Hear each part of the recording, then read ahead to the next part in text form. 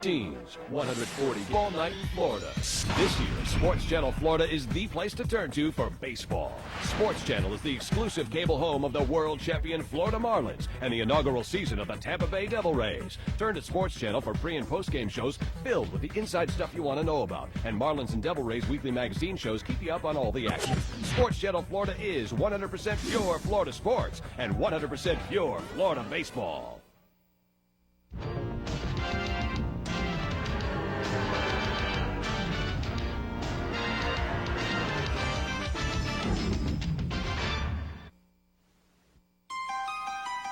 With the All-Star break behind him, Devil Rays skipper Larry Rothschild begins the second half with an eye toward mixing the veteran presence and performance on the Rays roster with evaluating the emerging youth, the likes of speedy outfielder Randy Wynn.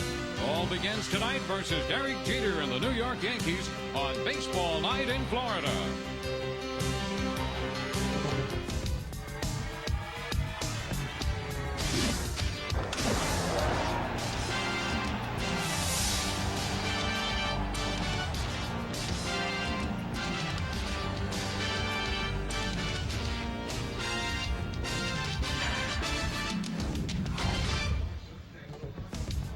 Live from Tropicana Field in St. Petersburg, Sports Channel Florida presents Baseball Night in Florida, brought to you by Bell South. Tonight, the Devil Rays return from the All-Star break to meet the New York Yankees.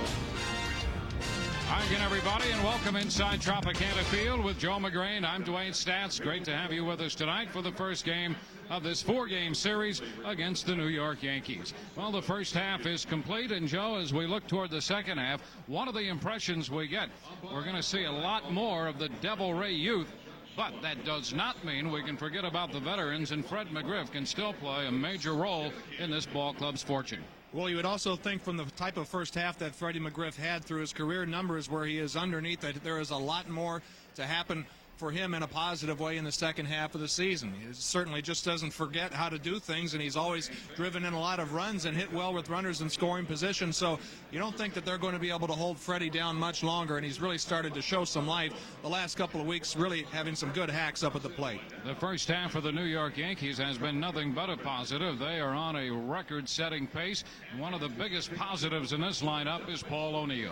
You know, you think Paul O'Neill, when he comes over from the National League where he was a dead high ball hitter, he's really transformed. Had a chance to work with Lou Piniella in Cincinnati, and it was a big watershed experience for him in his career because he's not only went from a guy with just some power, but somebody who hits for an outstanding average. And we said before in the pregame, he gets a lot of opportunities with the guys in front of him, and he loves to hit the fastball coming over from the National League, and that's usually what he's going to get with runners in scoring position. And our pitching matchup tonight, a right-hander and a left-hander as we check it for Southwest Airlines. The matchup, Ryan Ricard making his debut for the Tampa Bay Devil Rays.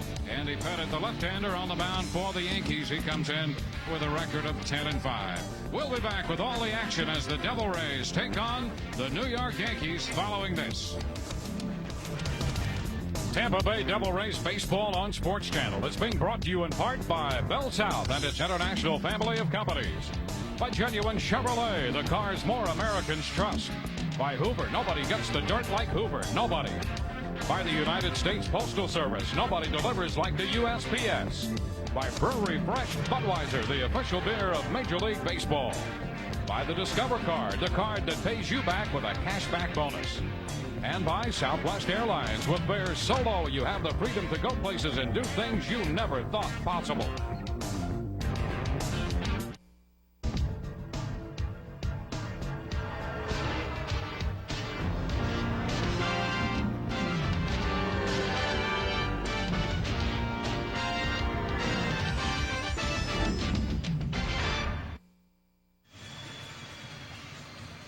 Welcome back to Tropicana Field. The Devil Rays meeting the New York Yankees tonight. The Yankees finally making their first appearance here at Tropicana Field.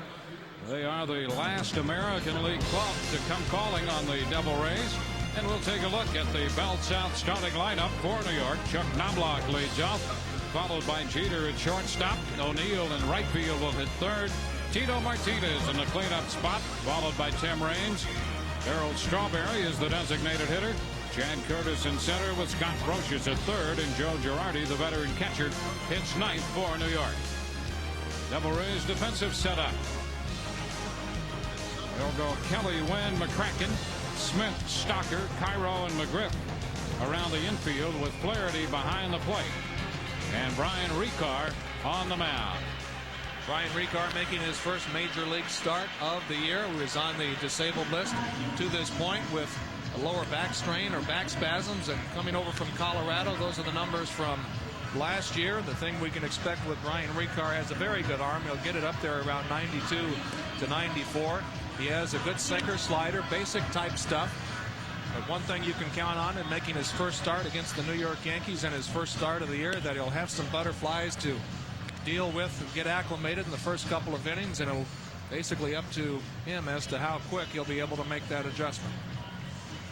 And the umpires, John Shulak will be calling the balls and strikes with Al Clark at first, Rocky Rowe the umpire at second, and Jim McKeon the umpire down the third base side. So Larry Rothschild sends Brian Ricard out here, making his first major league start in over a year. Larry hopes to have that rotation settled, and he hopes Ricard can be one of those starters. Ideally, he would look at Rolando Araujo, with Wilson Alvarez returning to action, Tony Saunders and Brian Ricard as the top four starting pitchers, and then the fifth man would possibly be Julio Santana. First pitch delivered by the U.S. Postal Service, and Chuck Knobloch takes it too low, ball one. This game is underway. Knobloch followed by Jeter and O'Neill. And that's in there for a strike. So the count goes to 1 ball and 1 strike. Speaking with Larry Rothschild, he said, so we get a look at Joe Torre, still trying to figure out the ground rules here at Tropicana. That's a strike to Knobloch, and Ricard has the jump on him, 1-2. One thing that Larry Rothschild did say about Brian Ricard, that the reports from the minor leagues and his rehab starts, his stuff was outstanding. Great late movement into the low 90s. He gets in on Knobloch, and he bounces it foul. That's a great indication right there at 92 miles an hour. A sinker in on the fists of Chuck Knobloch. Also on the pitch before that. If he's going to be able to expand the strike zone on the inner half of the plate, especially with these Yankee right-handed hitters, that could really take a lot of steam out of them. And the pitch is fouled back. So the count is still a ball and 2 strikes. Well, in the New York Yankees, Ricard goes up against a club second in the league in runs scored, only to the Texas Rangers. The Yankees have scored 484 runs this year for Joe Torre. Texas 514. So the count goes to 2-2. So this is quite a club to go out there and make his Devil Ray debut against, and again the first start in the major leagues in over a year. Certainly a tall task for Brian Ricard, and a bouncer foul by Knobloch. Things have been going so great for Joe Torre and the Yankees. His biggest concern is just making sure he gets to the ballpark and showing up and being in uniform and letting these guys loose. Not only have they hit well, but they've pitched well. Oh, geez, the record is outstanding. They've done everything well. Now the 2-2. And a line drive going to be caught by Miguel Cairo out there at second base. So Ricard retires Knobloch. So while the Yankees are going about their business, winning 61 of their first 81 games, they're 61-20. Only 2 other clubs in Major League history have that good a record after 81 games. That would be the Pirates in 1902 and the Cubs in 1907. You have to go back almost 90 years. That's something, huh? So while the Yankees have accomplished that, Brian Ricard restarts his year. Here's a one-hopper down to first off the bat of Derek Jeter. Freddie McGriff takes care of that. 2 up, 2 down. So Jeter is retired. And we'll see Paul O'Neill. O'Neill, an all-star again for the 5th time. He is 9th in the league in hitting at .323. And excited people in the all-star game with the throw he made from the outfield as much as he has with his bat. O'Neill, the number 3 hitter in the Yankee lineup.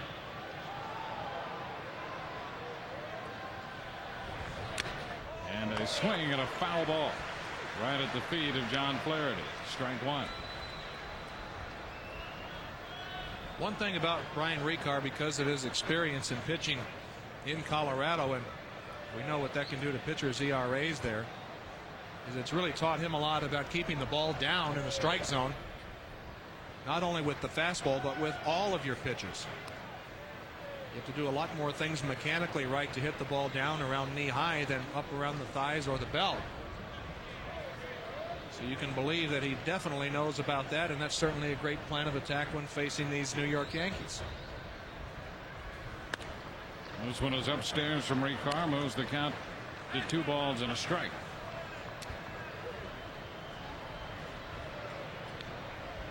Two men gone. Knobloch line to second. Jeter out first base unassisted. This one is shot the other way, foul. So the count goes to 2-2. Brian Ricard originally up with the Rockies in '95.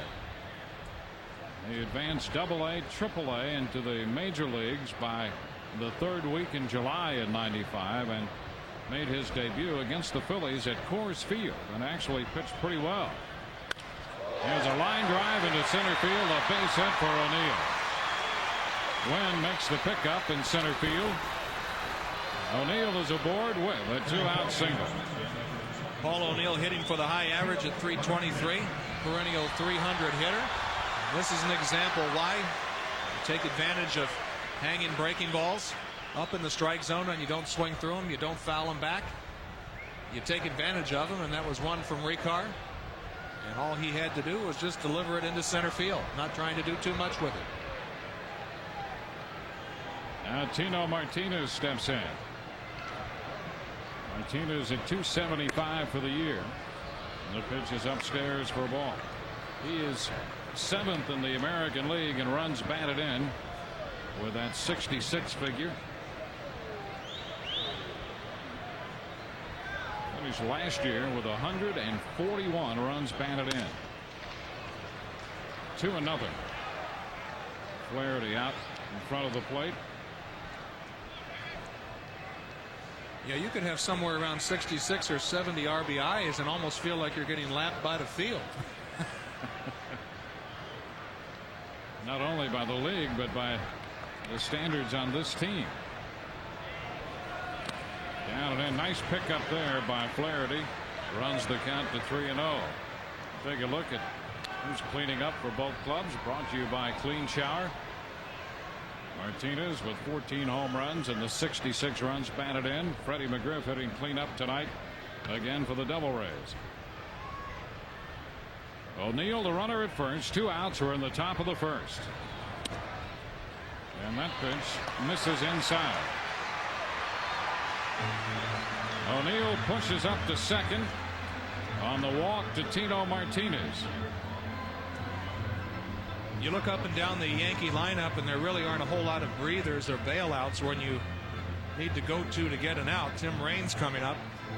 This is another example which the Yankees keep coming at you with thunder, even though there are 2 outs. Tim Raines comes up, which figures the 4 and 5 hitters to get a lot of opportunities. Runners on first and second.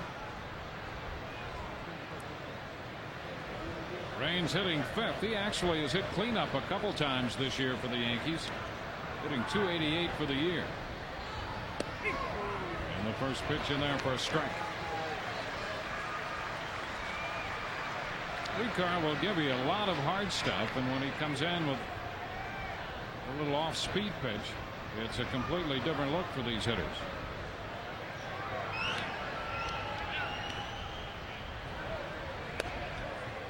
Moved down with this one, 1-1. And that's a good point that you mentioned, Dwayne. Oftentimes when a guy has a good fastball and a good slider to go with it, tend to fall in love with those 2 pitches, so everything that the hitter is seeing is hard. You need to have some velocity separation. He's got that off-speed breaking ball and a changeup. It really helps accelerate those 2 very good pitches, the fastball and the slider. Moved down to Raines on this pitch. I don't care if you throw 95 miles an hour, but if you're throwing it almost exclusively, it's going to lose some of its shock value. You overexpose that, and when you can sprinkle it in with a changeup or a splitter or some type of off-speed pitch, it really makes it look a lot faster. 2-1 ground ball off Ricard's glove, and everybody's going to be safe. Ricard made a stab at it with his glove hand and deflected the ball, and after he scrambled there, everybody was safe. A play nowhere, and the bases are loaded.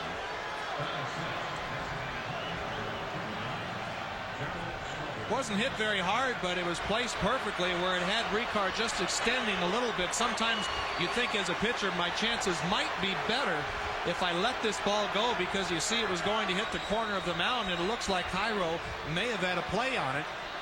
It's what they teach you in spring training. Do not make the outstanding play from to the left or the right. And here's Darryl Strawberry with the bases loaded, 2 gone. The designated hitter. Strawberry takes that first pitch in there for a strike. Strawberry with 11 home runs on the year, hitting .268, but .315 with men in scoring position. Yankees with a 2-out threat. Strawberry bounces this one foul. Ricard quickly out in front of the big left-handed hitter. No balls, 2 strikes. Darryl Strawberry can go through streaks where it's almost impossible to get him out when he gets hot, too. Other times when he is struggling, when you just have to make your pitches. O'Neill third, Martinez at second, Raines at first. The 0-2, and it's foul out of play. Holding the count at 2 strikes. Some impressive numbers there with the bases loaded. 7 home runs. 7 slams here for Darryl Strawberry in his career.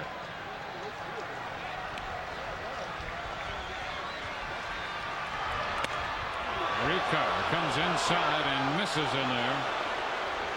1 ball, 2 strikes. There's a good pitch that just barely missed. He can get some mileage out of this pitch, because Strawberry, if he thinks now, he may be thinking along with Ricard to go away, to come right back inside. The 1-2. Swung on, fly ball, center field. Randy Wynn is there with a lot of room and makes the catch to retire the side. We'll go into the bottom of the first. No score. Welcome back to the Trop. The Double Rays coming in to hit in the bottom of the first inning, facing a left-hander tonight, and Andy Pettit. Tonight's Bell South starting lineups. Randy Wynn leads off, followed by Quentin McCracken. Bobby Smith in the third spot. McGriff hitting cleanup. Bubba Trammell back from Durham is the designated hitter with Kelly in right. John Flaherty does the catching. Stocker at short. Cairo at second to round out Larry Rothschild's lineup tonight. Defensively for New York, Raines, Curtis, and O'Neill in the outfield. Martinez, Knobloch, Jeter, and Brocious around the infield, with Joe Girardi doing the catching. Andy Pettit on the mound. We talked about how well the Yankees have been hitting. Here's another example of how well they have been pitching. And one thing that these right-handed hitters can be rest assured, when facing Andy Pettit, you'll see a lot of fastballs on the inner half of the plate. He loves to pitch inside on right-handers with that cut fastball. And not only can he come in on the hands to the right-handers, he can also backdoor. That cut fastball really made his career. Something that he developed along with Billy Connors, who was the Yankee pitching coach and has been a pitching instructor in their system, and remains that. Here's Randy Wynn. Wynn out of the leadoff spot. And he takes the first pitch off the plate, ball 1. Randy starts tonight at .363, .375 right-handed. This is his 21st start, his 4th in center field. This one is away. 2 balls and no strikes the count. And this might not be all that unusual to see Wynn in center field more and more throughout the second half. A 2-ball, no strike count in the pitch. And he'll take that for a strike. Well, Larry Rothschild feels that Quentin McCracken has played a very solid center field. However, he has a guy like Randy Wynn, who he thinks potentially can play a better center field. And if that's the case, there's really a whole lot of good things to look forward to. Fly ball back into center field, and Chad Curtis scoots back there to make the catch on this one. Curtis has been a fine insurance policy for the Yankees with Bernie Williams out suffering a bad knee. And so for the last 3 weeks or so, Curtis has been out there in center field for New York.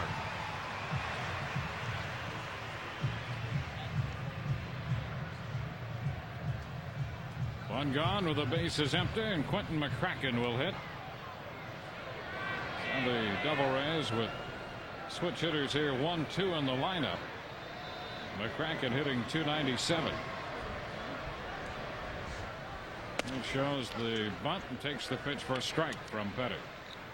You know, you mentioned the cut fastball from Pettit, Dwayne. One thing that Billy Connors worked on was that. And usually you don't really, as a pitching instructor, teach that to left-handed pitchers because most of them naturally have that tail, that moving action, but he had more of a four-seam, kind of a straight, true fastball. This one is a ball, and the count is 1-1. So he thought, you figured you're going to be facing more right-handers than left-handers, and it's an outstanding weapon. That's the one pitch that right-handed hitters hate to hit, is a cutter coming from a left-handed pitcher. They all go back to the dugout and say, be careful, he's got a cutter. Ball 2 is down and in. Mel Stottlemyre, the Yankees pitching coach. He's been a pitching coach not only for the Mets but the Yankees, and a good one.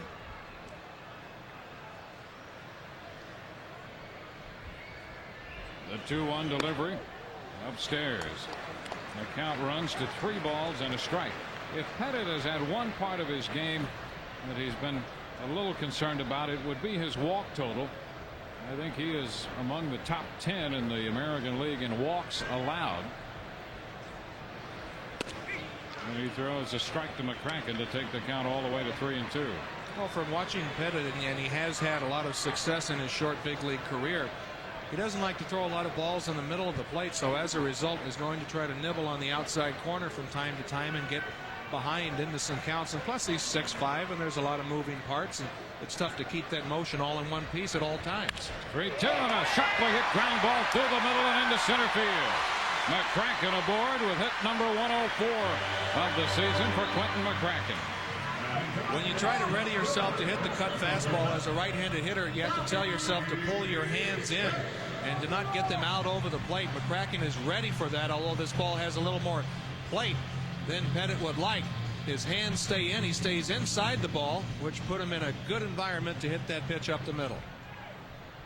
So the Devil Rays have a base runner with one out here in the first. McCracken at first base with good speed. Bobby Smith steps into the batter's box.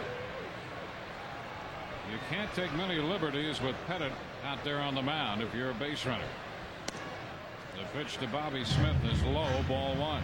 Yeah, I think that's one thing that Billy Hatcher is going to tell every Devil Ray when they reach first base is be careful.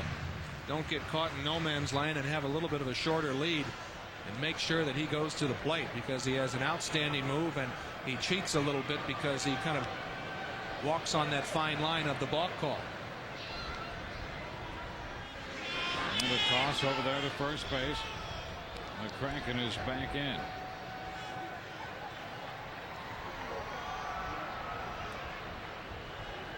McCracken with a single to center. Sometimes the best defense against a guy with a good pickoff, a left-hander, is just to have a shorter lead, so he doesn't really pay much attention to you, and then you can pick a pitch and go first move. Wave and a miss. Big cut by Bobby Smith, 1-1.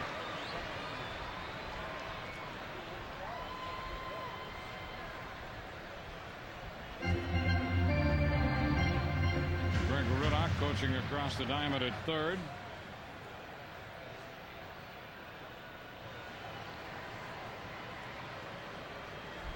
And McCracken stretches out the lead a little bit at first base. And Pettit goes over there. Quentin back in. Well, that's not Pettit's good move. He'll show you a couple of what you would call garbage moves to lull you into a false sense of security. And all of a sudden has that body language and everything, like he's going to the plate and looks focused on going to the plate. Next thing you know, the ball's waiting in the glove over at first base. And Smith trying to check that pitch. is strike two, and he's behind in the count 1-2.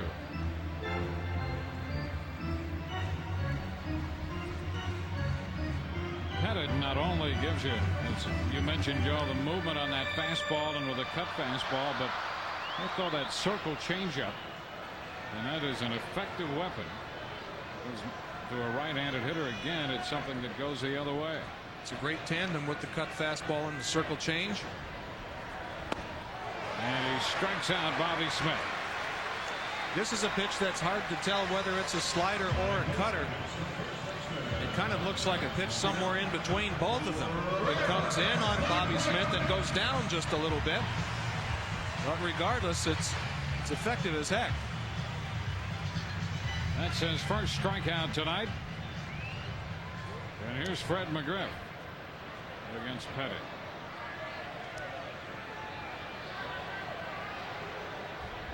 Yankees left the bases loaded in the top of the first.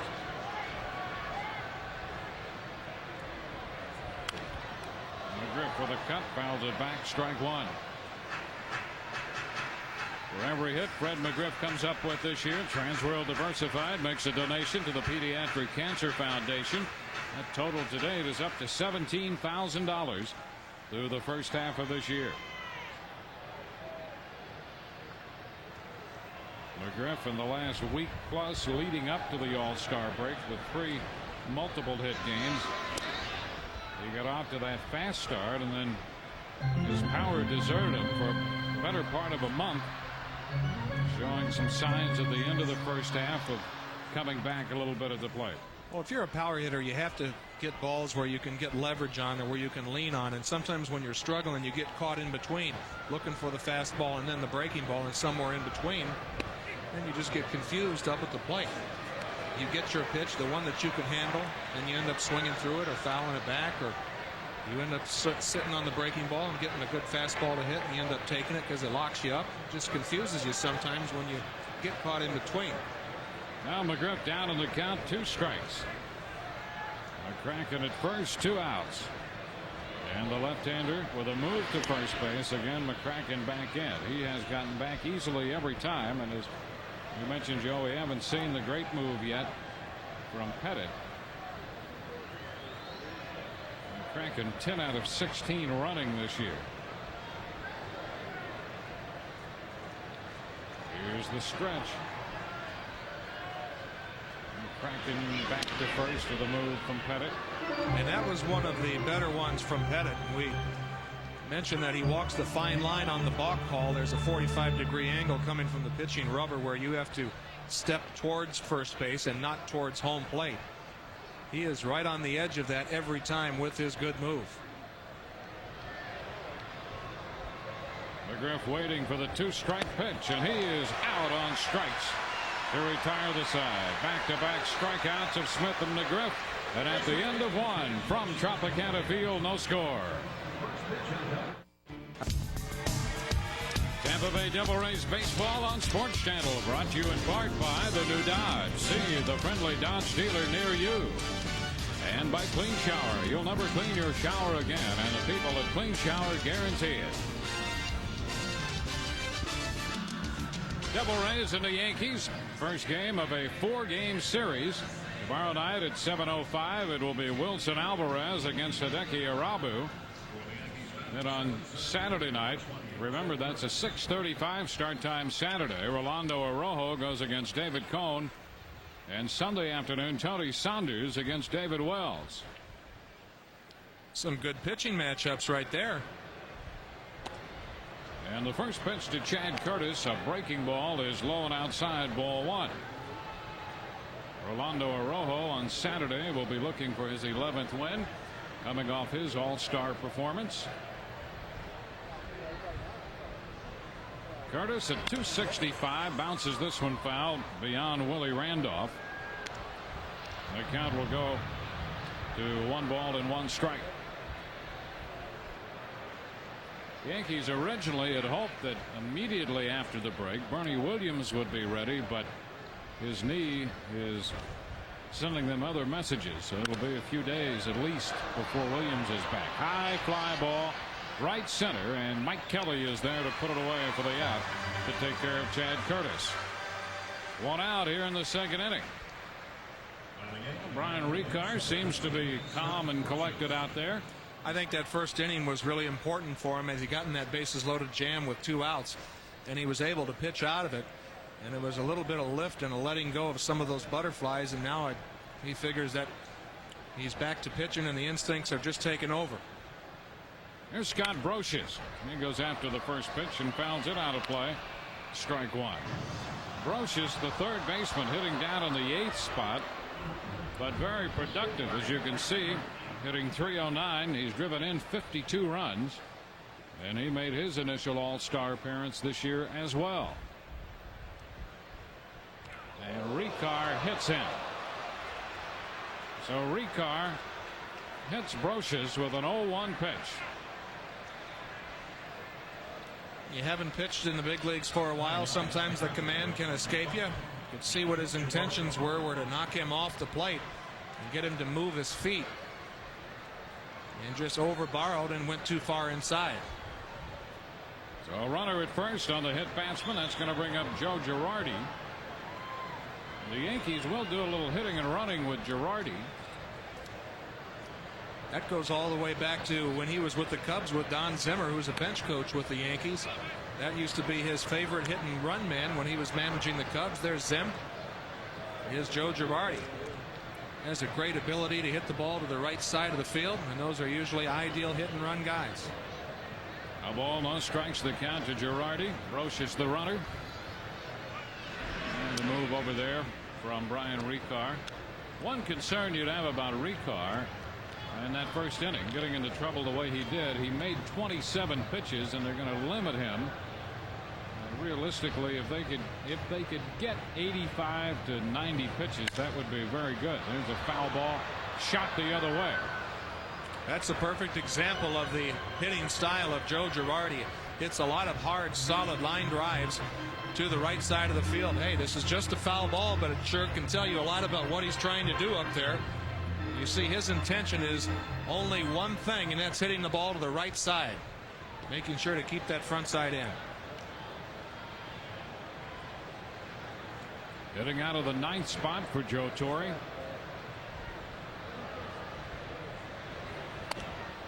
Low and away. 2 balls, 1 strike.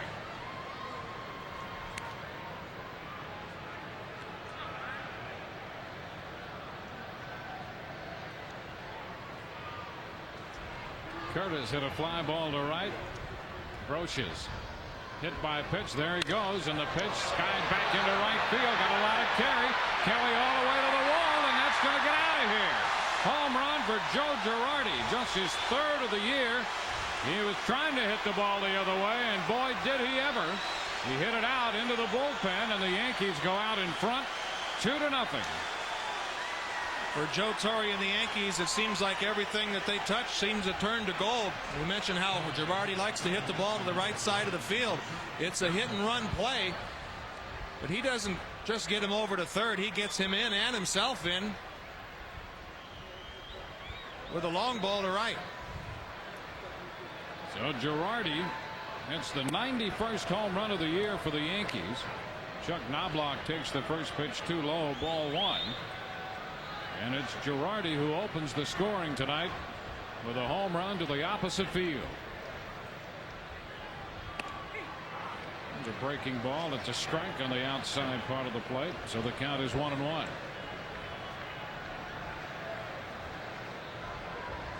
Knobloch lined the second his first time facing Brian Ricard. And a ground ball, one big hop to Cairo at second this time. He'll take care of that with a toss to McGrath. 2 outs in the top of the second inning.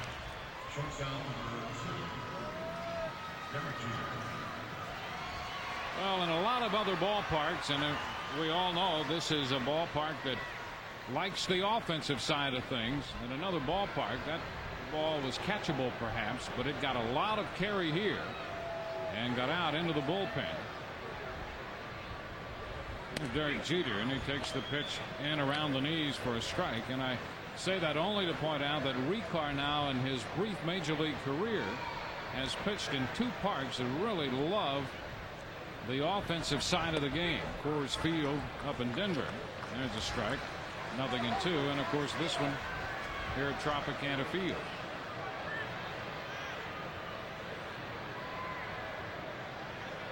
Now the 0-2 and a big bouncing ball third, charged by Smith. He gets rid of it quickly, and a nice play by Bobby Smith to retire the side. 2-run score on the Girardi homer. Bottom of the second coming. 2-0 New York. Yankees out in front, 2-0 on the home run by Joe Girardi. As we head into the bottom of the second inning, we'll take a look at who's playing around Major League Baseball tonight. Brought to you by the new Dodge. Twins and the Indians. Tigers home against the Blue Jays. Orioles and the Red Sox. Royals at Chicago. The Angels and the Mariners out in Seattle tonight. In the National League, the Marlins are home against Atlanta. Montreal and New York. Cubs and the Brewers up in Milwaukee. And the Cardinals are home against the Astros in St. Louis. Bubba Trammell will open the bottom of the second inning. Trammell, just recall, the pitch is low and outside, ball one. Bubba, in a handful of at-bats, was hitting 176 when he was sent to Durham. He hit 290 there with 16 home runs and 48 runs batted in. And the pitch started wide and broke over for a called strike. The count is 1-1. One of the things Trammell hoped to accomplish at Durham was to hit the ball to all fields, try to shorten his stroke a little bit. This one is fouled back, and the count is 1-2. Well, that was an example right there of the changeup of Pettit, and you saw Trammell, that's the pitch that gave him a lot of difficulty when he was here early in the year. You could see that he's still a little bit out front, but the hands are a little further back, so he's in a little bit better position. Now the 1-2 and a swing and a miss. Pettit takes care of Trammell to start the bottom of the second inning. 3 consecutive strikeouts now for the left-hander Andy Pettit. We talked that Pettit had pitches going in 2 different directions, the turnover change and the cut fastball on the inner half of the plate. All that does is make the plate look a lot wider than it actually is. And here's an example of a cut. Geez, I don't know if that's a cut fastball or a slider, but it looks like it's tough to hit. Well, there's Mike Kelly. This one is down, ball one. Down and in, the call by John Shulock.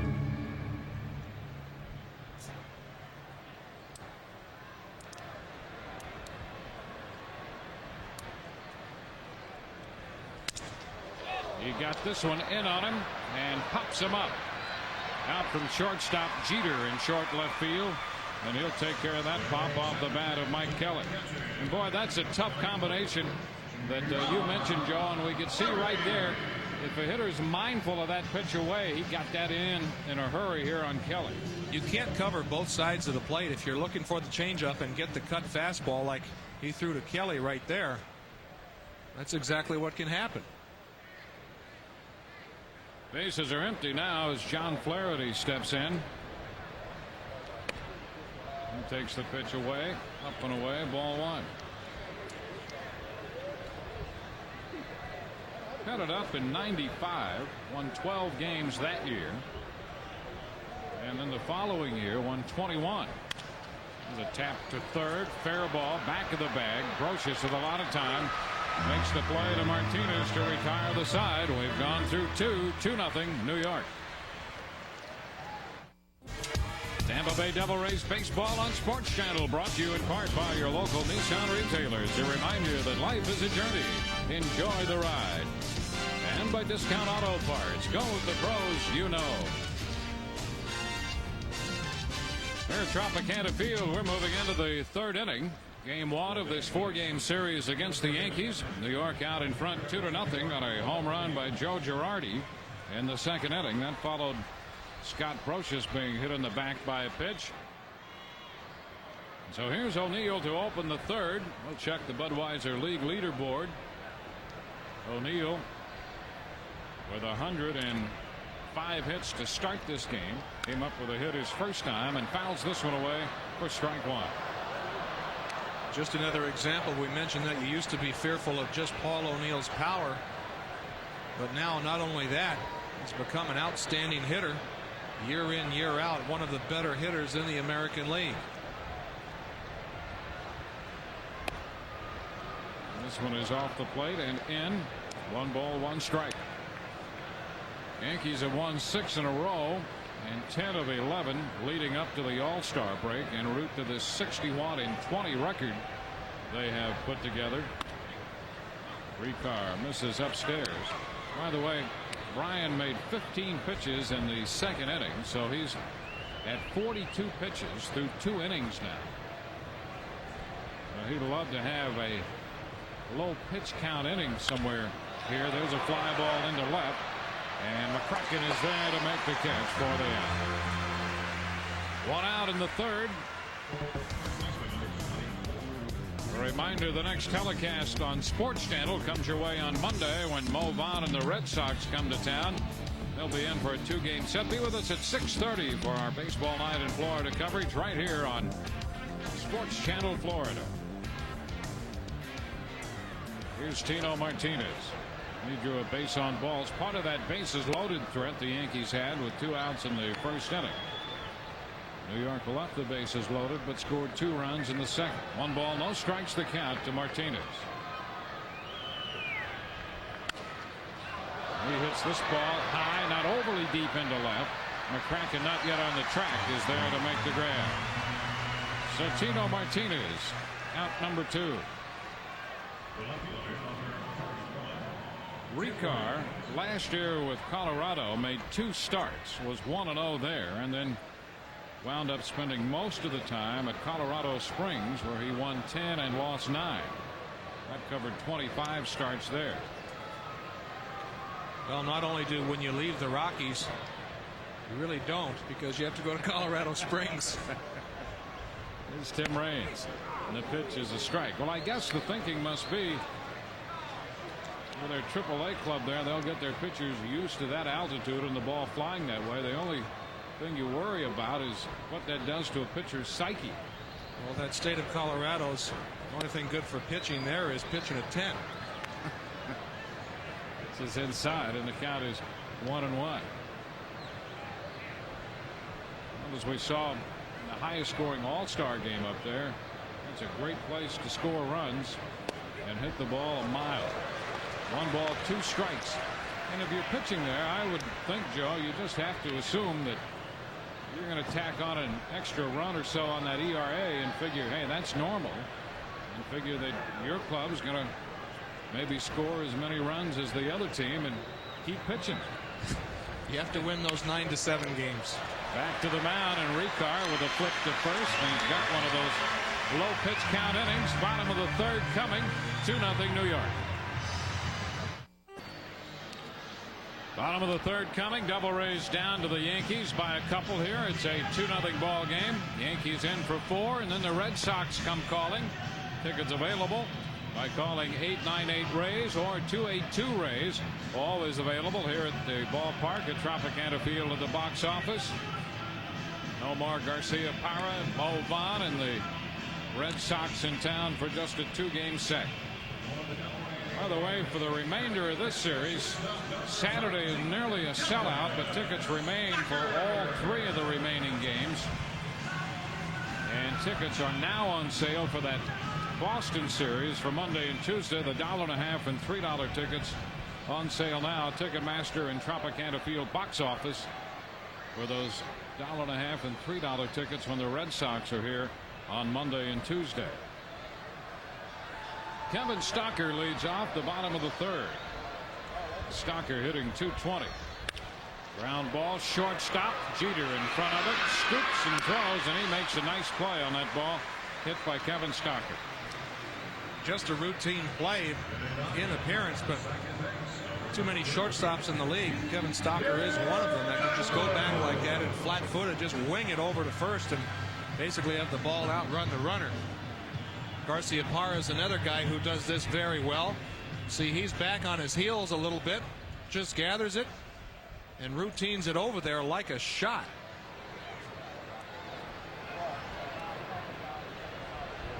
One out in the 3rd. Now Miguel Cairo is going to be the hitter. Miguel hitting .268. Facing the left-hander Andy Pettitte.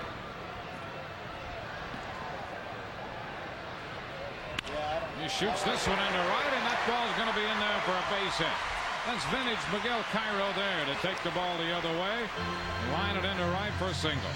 And it's a great approach when you're facing a guy like Andy Pettitte, when you're going to see a lot of balls on the inside part of the plate. Cairo has the good inside-out stroke. Does a perfect job of taking advantage of a pitch that looks to be a little bit middle in. You see him with the Ty Cobb style hitting grip.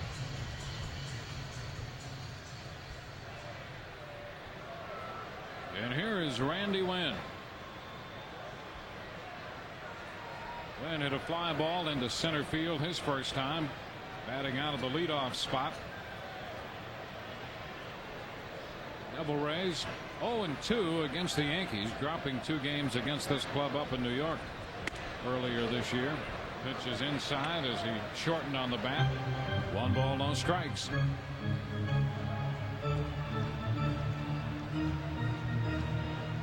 Devil Rays had a base runner in the first, McCracken. He was left on board. Now they have Cairo at first with 1 out here in the bottom of inning 3.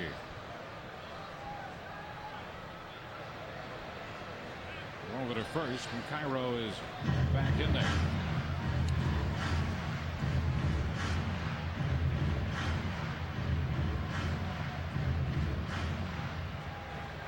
You would figure before the year is out that stolen base breakdown would be better for Miguel Cairo. Although, as we mentioned, when McCracken was aboard in the first, Pettitte's a tough guy to run on.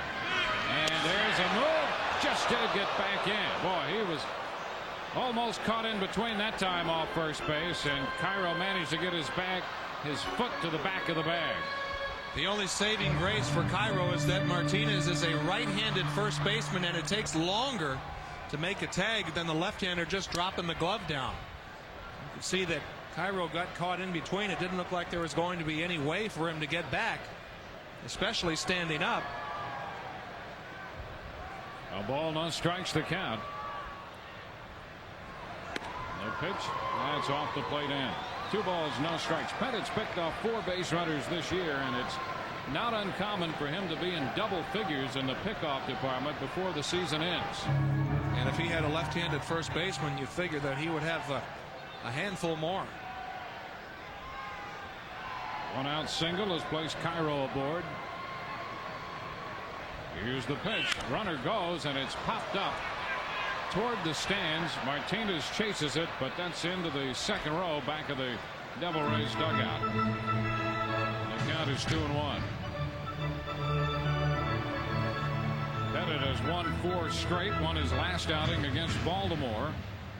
He went the distance and won that game 3-2, gave up just 4 hits, but walked 6 in that game. And that's at least the 3rd time he's done that. He walked as many as 7 in a game back at the end of May against the White Sox on the road in Chicago, and walked 6 in one other outing against the Tigers. Swing and a miss. Runner at first, 1 out. 2 balls, 2 strikes the count. That pitch was a slider cut fastball down and in that Randy Winn swung through, and we haven't seen a right-handed hitter in the Rays lineup have a good swing at that pitch.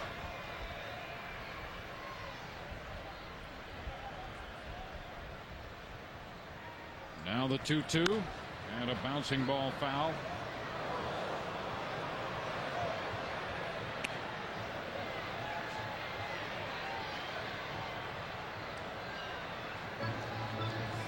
Out of the leadoff spot. He was hitting .285 when he was recalled, and has really made an impression on the Devil Rays with his speed. He started in all 3 outfield positions, in center field tonight. Just a piece of that one, or no, that's a swing and a miss. He's out of there on strikes, even though the ball got away, first base occupied. So Miguel Cairo will advance to second at his own risk. And Winn called out by John Shulock, but now Al Clark comes down and confers with Shulock, and let's see if everything's squared away here. Nope, Cairo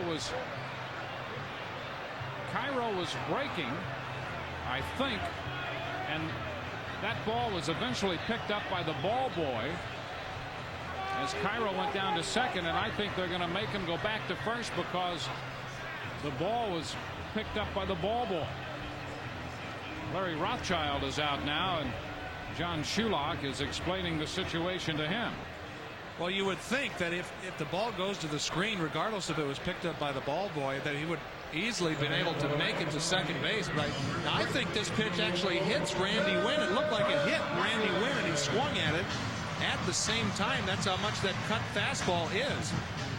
There's the ball boy ready to pounce on it. From that angle, it almost looked like it hit him when he swung. So Cairo is still at first, and Wynn is out on strikes.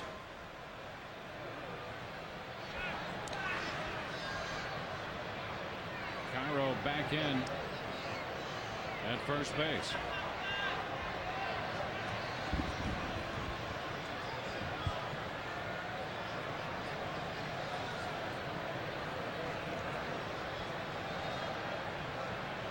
Here's McCracken. Now the runner breaks. The pitch is down. The throw is not in time. So Cairo winds up stealing that base anyway. Well, with that good pickoff move that Andy Pettitte has also comes a deliberate motion, so it's very important as a base runner to read whether he's going to the plate or whether he's just going to hang that leg. And this is where Cairo doesn't bother to read what Pettitte is doing, just is completely committed to going on his first move. And when he did go to the plate, it gave him all kinds of time to make it down there easily.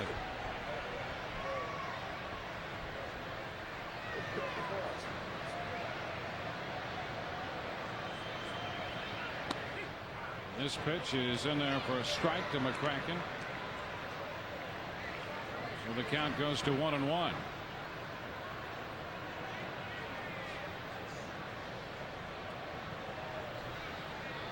So Stocker grounded out. Cairo singled. Wynn struck out. Cairo has stolen second base.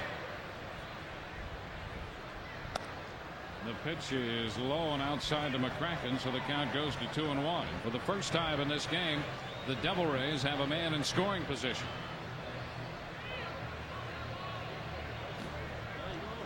McCracken facing Andy Pettitte.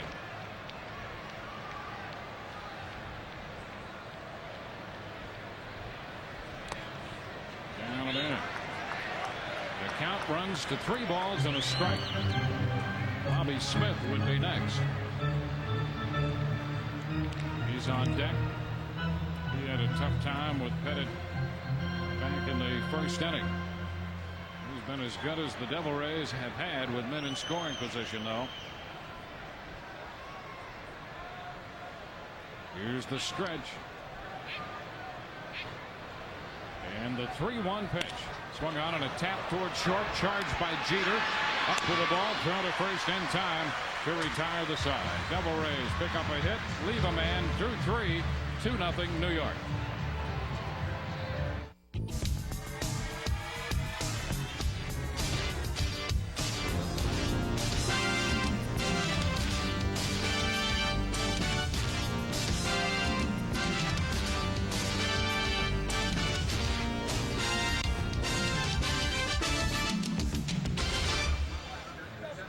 Welcome back to Tropicana Field with Joe McGrain. This is Dwayne Stats. Great to have you with us. It's a 2-0 ball game. New York out in front.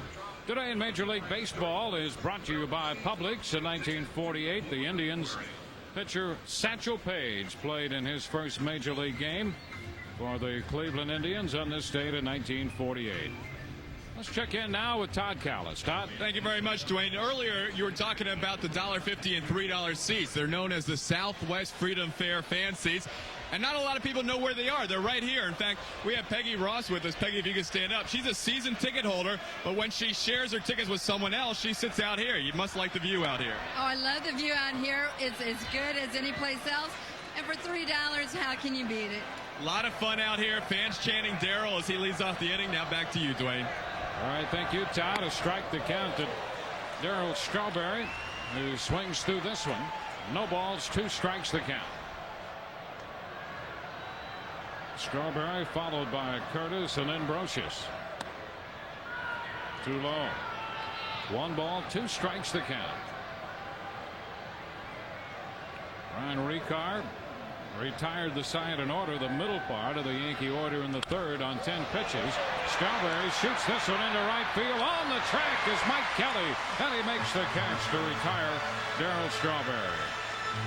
That's the first out here in the 4th.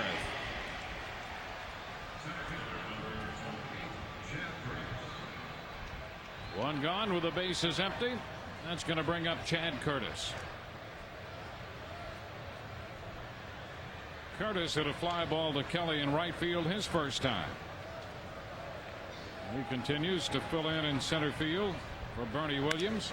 Curtis goes straight away to center field. Back on the track is Randy Wynn, and he makes the catch for out number 2. So Curtis jumped on the first pitch. 2 up, 2 down.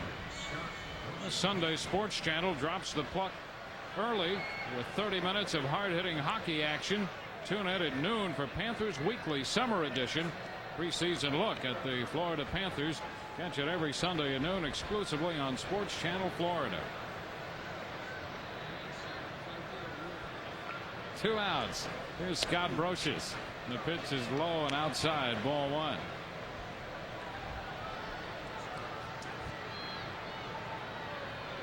One ball, no strikes. Ground ball by the mound to second. Cairo up with it. His flip to McGriff. Another 1-2-3 inning. Bottom of inning 4 coming. 2-0 New York. Tampa Bay Devil Rays baseball on Sports Channel, brought to you in part by Gatorade Thirst Quencher. You don't have to live thirsty. Life is a sport. Drink it up. We're headed into the bottom of the 4th inning with the Yankees leading the Devil Rays here 2-0. Bobby Smith will lead off against the left-hander Andy Pettit. Number 3 hitter Smith, followed by Fred McGriff, and then Bubba Trammell against Pettit. A lot of these guys facing Pettit the second time around, and sometimes when you have a pitcher who has a pitch that is really coming in off you or in towards you, in on the hand, sometimes you'll make subtle adjustments throughout the course of the game by perhaps moving off the plate a little bit, which actually brings the barrel of the ball, or the barrel of the bat, closer to the ball. So we'll see how it goes for the Devil Rays here in the 4th inning. Smith, the strikeout victim, his first time.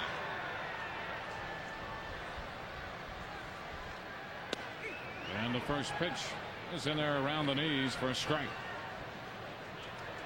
1 of 4 strikeouts posted by Pettit so far.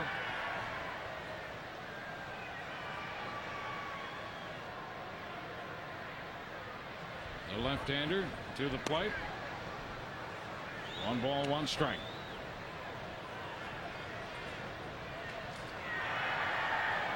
Devil Rays and the Yankees again tomorrow night when Wilson Alvarez comes off the disabled list to make the start against Hideki Irabu.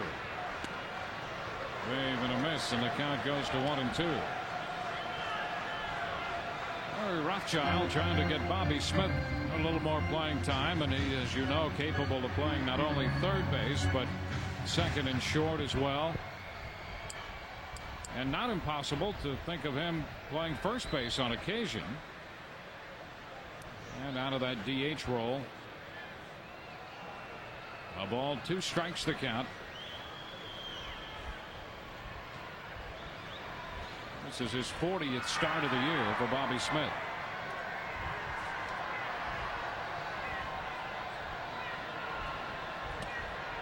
The pitch is down and in. 2-2 the count.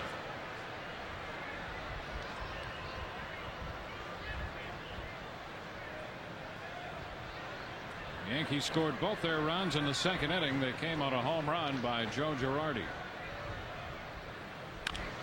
There's a little tap halfway to the mound. Pettit to make the pickup and the throw to first in time to get Bobby Smith. He's out number 1 in the 4th Fred McGriff will hit with the bases empty and 1 out. Reminder, group tickets available for 25 or more here at Tropicana Field by calling 825-3406. Call and get more information on how your group can put together a plan for an outing here at Tropicana Field of Devil Rays baseball. Yankees in for a 4-game series, then the Red Sox are in for 2 on Monday and Tuesday.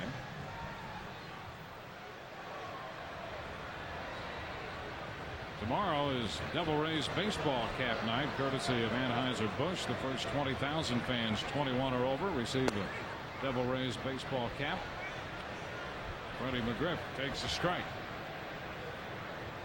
McGriff, one of 3 consecutive strikeouts by Pettit, spread over the first and second innings. He got Smith and McGriff to end the first and Bubba Trammell to open the second inning.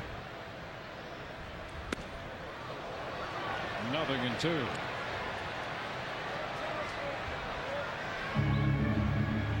Devil Rays had Cairo at second, left him there in the third. That's the only scoring opportunity they've had so far tonight.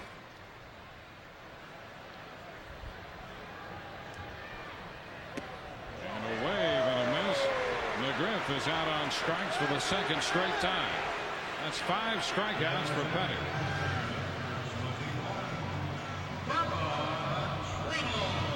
Not only is this slider or cut fastball been very effective against the right-handed hitters, here's an example as how you can start it in the middle of the plate and have it move to the outside part of the plate, and it's a tough pitch to get any leverage on if you're a left-handed hitter.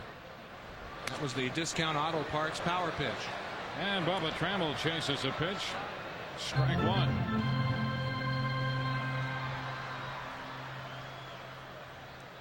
Pettit struck him out in the second inning. Got ahead using the changeup. This one is too low and the count is 1-1, and then struck him out on the cut fastball end.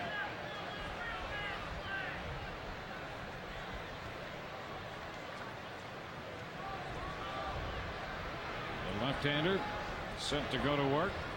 Trammell hits it on the ground, and it's going to go through. A base hit into left for Bubba Trammell. Trammell picks up his first hit. He's 1 for 2 tonight. A 2-out single in the 4th. And for the Devil Rays, hit number 3.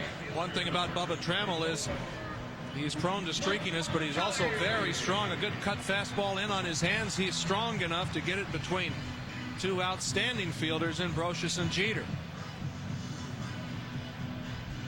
So Bubba Trammell is aboard as Mike Kelly prepares to step into the batter's box.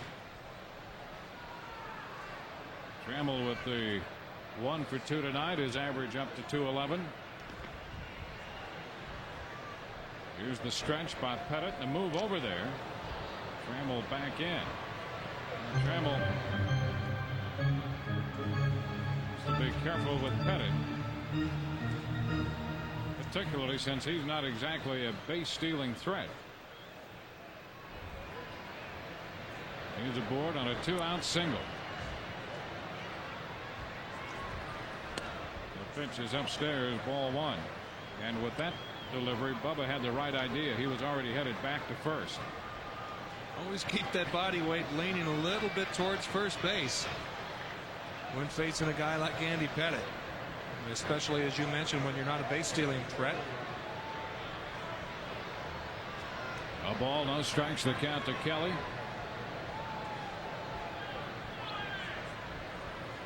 This pitch is inside, so the count is 2-0.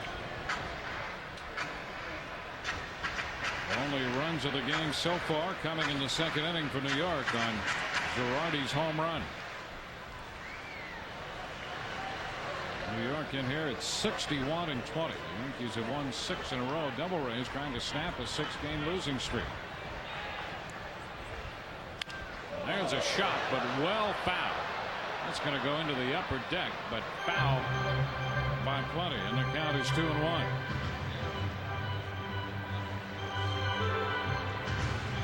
Smith out pitcher first. McGriff struck out on 3 pitches before Trammell came up with a base hit, shot it through the hole between short and third.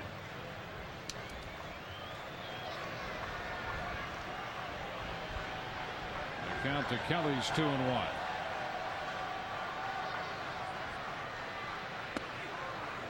That's in at the knees to square the count at 2 balls, 2 strikes. Pettit, left-hander out of Deer Park, Texas.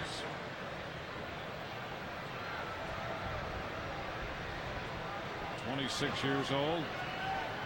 He won 18 and lost 7 games last year. We're going to first again, and so's Trammell. Back in plenty of time. Bubba aboard with a base hit.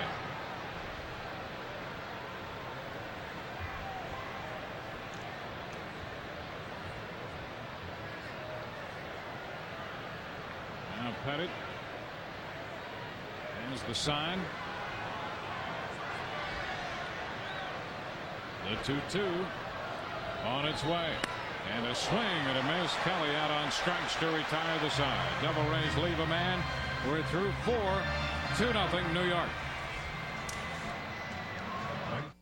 Nobody does it like. Moving now to the top half of the 5th inning of play, and the Yankees owning a 2-0 lead. Hello again, everybody. I'm Paul Olden with Joe McGrain. Welcome to the second half of the season. And Brian Ricard starts off very well now. After the 2-run home run, he has really settled down. Well, you have to figure that he was under some mental fatigue starting his first big league start this year. So he's done a good job spreading it around, not only with the fly balls, but the ground balls, but got what he needed badly in the last half inning. A very short number of pitches in the last half inning. Girardi goes after the first one and hits it foul. Joe blasting a 2-run home run in the second inning of play on a hit-and-run swing. And here it is.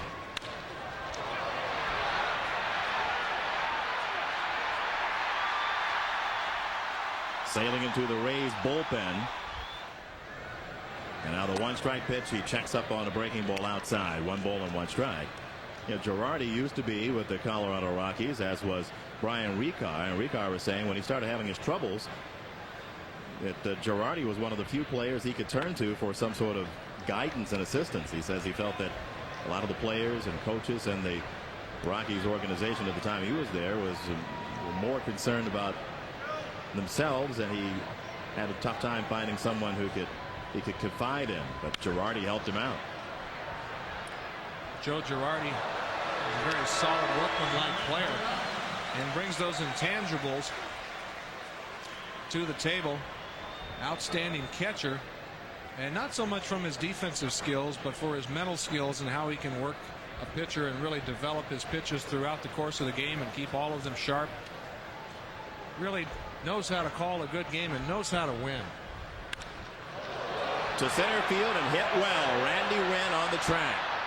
Brings it in. So a long fly ball out. That kind of mirroring the long out off the bat of Chad Curtis. But isn't it true, Joe, that you learn to pitch to a ballpark and its dimensions, and there's a lot of room out there. You don't want to be making any mistakes so they could pull the ball down the right side and get a cheap home run. Well, a lot of it has to do with who's up there and do you respect their power. You get behind on certain guys and you know that more often than not they're not going to put a ball into the seats, so you'll throw a nice subtle room service up and away fastball, let them hit a fly ball to center field, which is the deepest part of the ballpark. But when you look through the Yankees lineup, almost every one of the guys that are in there have a chance to go long ball if you give them a decent pitch to hit. So that really forces you to adjust your thinking. I don't think that's really on the forefront of Brian Ricard's mind from the years of pitching in Colorado. Any pitcher who has pitched in those type of scenarios for an extended period knows that you can't worry about those things. You look at his career record coming in, and it's like night and day. At Colorado, he was 2-5 with an ERA of 10.16 in 17 games. But on the road, while pitching with the Rockies, his ERA was a little over 3 and a 5-5 record in 14 games, encompassing 80 innings. He went around on that one for the second down. Let's check in with Todd Callis. Pro Player brings you the upcoming Devil Rays television schedule, and here we take a look. Channel 32, the next couple of games on Sunday against the Yankees. On Channel 10, Sports Channel for 3 in a row. that Anaheim game. And those two Anaheim games, part of a trip to Anaheim and then to Texas. Brian Ricard continues in the fifth, and continuing with the play-by-play, Paul Olderman and Joe McGrain. Okay, Todd, here is Derek Jeter. He's 0 for 2 on 2 ground balls. 0-1 the count. So Ricard, since giving up the hit batter to Brocious with 1 out of the second inning and then the home run to Girardi, has not allowed a Yankee base runner. He is really in a nice groove. He has certainly settled down nicely after that second inning home run. Got into a bit of a jam in the first inning, but got that left, was able to pitch around that and pitch out of it. And, you know, with the nerves and anxiety having not pitched this year at the big league level, that can add to some fatigue as well. Stocker throws out Jeter. 1-2 fifth inning for Brian Ricard. So Brian has done a great job. 2-0 Yankees. Tampa Bay Devil Rays baseball on Sports Channel is being brought to you in part by Bell South and its international family of companies. And by Hoover. Nobody gets the dirt like Hoover. Nobody. Nice crowd out here at Tropicana Field. It was banner night. Well, still is banner night. And there's one. Devil Rays versus Yankees on Sports Channel. I believe that was close to being the grand prize winner. Close. Some nice prizes. We have the big weekend here with giveaways at Tropicana Field. Tomorrow night is Cap Night.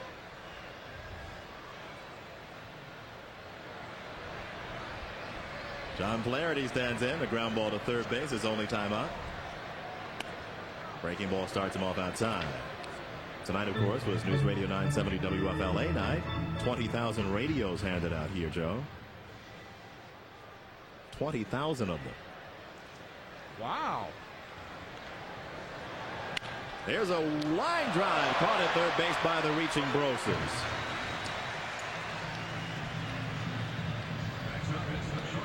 Scott Brocious having an outstanding year up at the plate. This is the reason why he was acquired by the New York Yankees, for his stability at third base. Good, consistent glove man. Here's another example why. Let's make that our Quaker State slick replay. Absolutely. So Brocious having a big year after having a tough year in Oakland last season.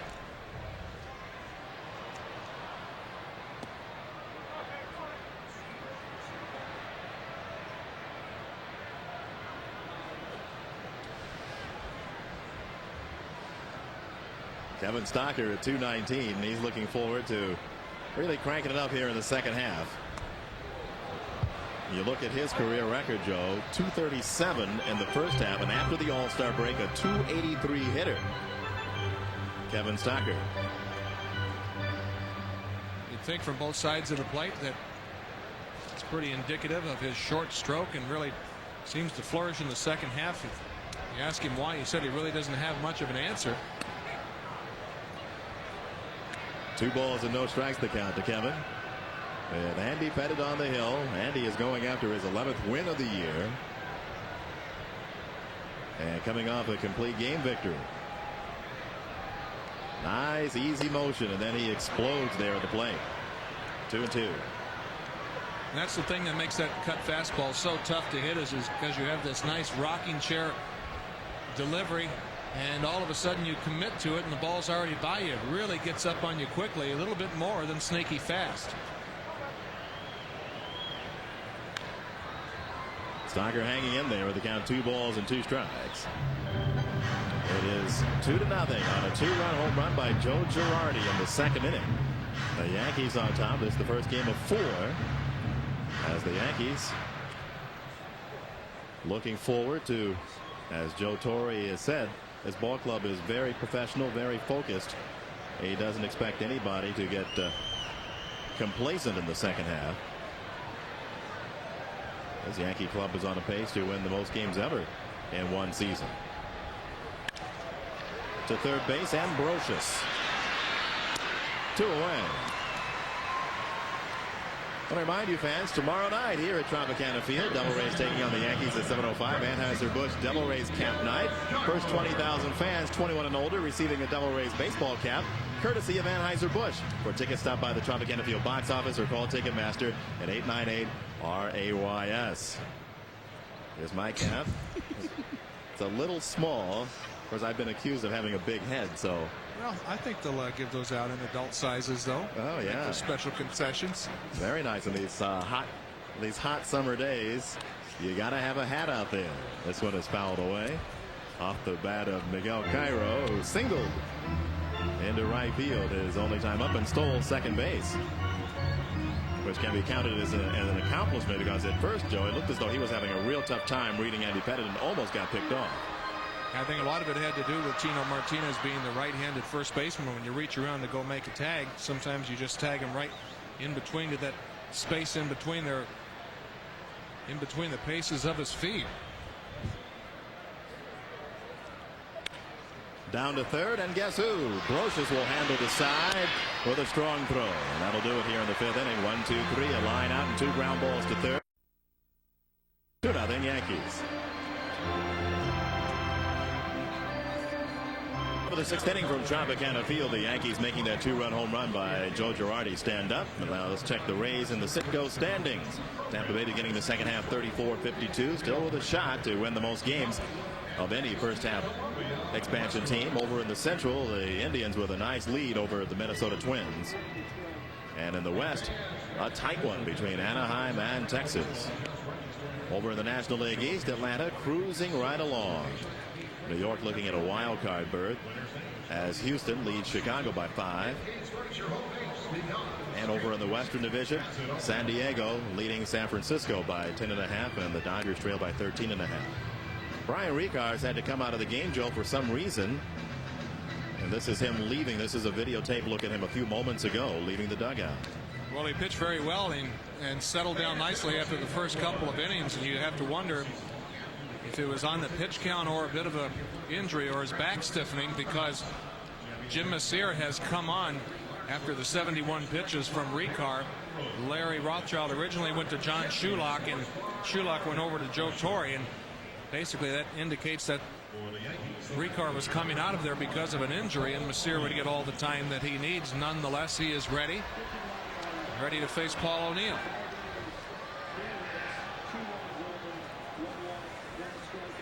So here's O'Neill, a single and a fly out to right field. Ricard had retired 11 in a row, and we'll have to wait, of course, until we get an official reason for his coming out of the game. Remember, he went on the disabled list March 19th with a lower back strain, and then transferred to the 60-day DL on May 17th. And he had some shoulder problems. As this one is pulled up along the first base line, fair ball, and McGriff is going to throw to Messier coming over. O'Neill with a late break out of the box. He thought that one might be going foul, but it stayed fair. One down.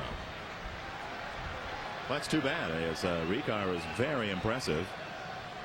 Well, hopefully he's all right and can leave this game in the 5 innings that he threw, knowing that he did relatively well, especially from the long layoff.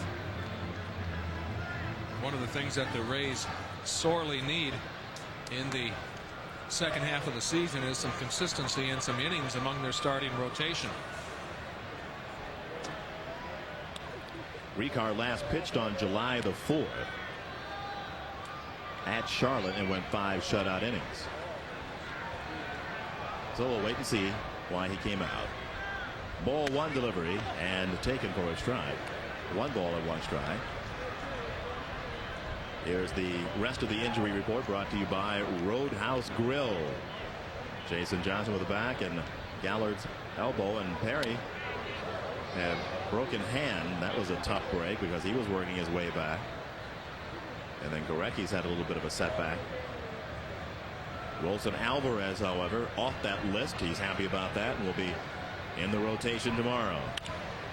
Punched on the ground between third and short. They had a shift on for Tino Martinez, and he found the opening in it. Tino Martinez, normally you think of him as a dead pull hitter. He's having Just does so many things at the plate. You see he's way up on the plate, and he can get that little scroogey from Messier, and that pitch is actually about 4 to 6 inches off the outside corner, but because he is so far up on the plate, he has coverage out there. You haven't seen too many left-handed hitters take those type of swings on the scroogey from Jim Messier.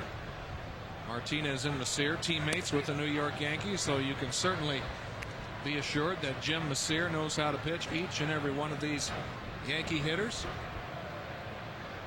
Rock Raines with an infield hit and then a comebacker in the 3rd inning. His infield hit went off the glove of Ricard while he was out there.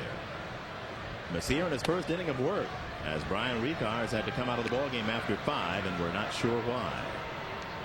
But he had retired 11 in a row since giving up the little fly ball home run to Joe Girardi in the 2nd inning, and that has been the extent of the scoring in this one. As Martinez, not a threat to steal, draws a throw nonetheless from Messier. So Jim Messier called on early tonight, facing Tim Raines with Darryl Strawberry on deck.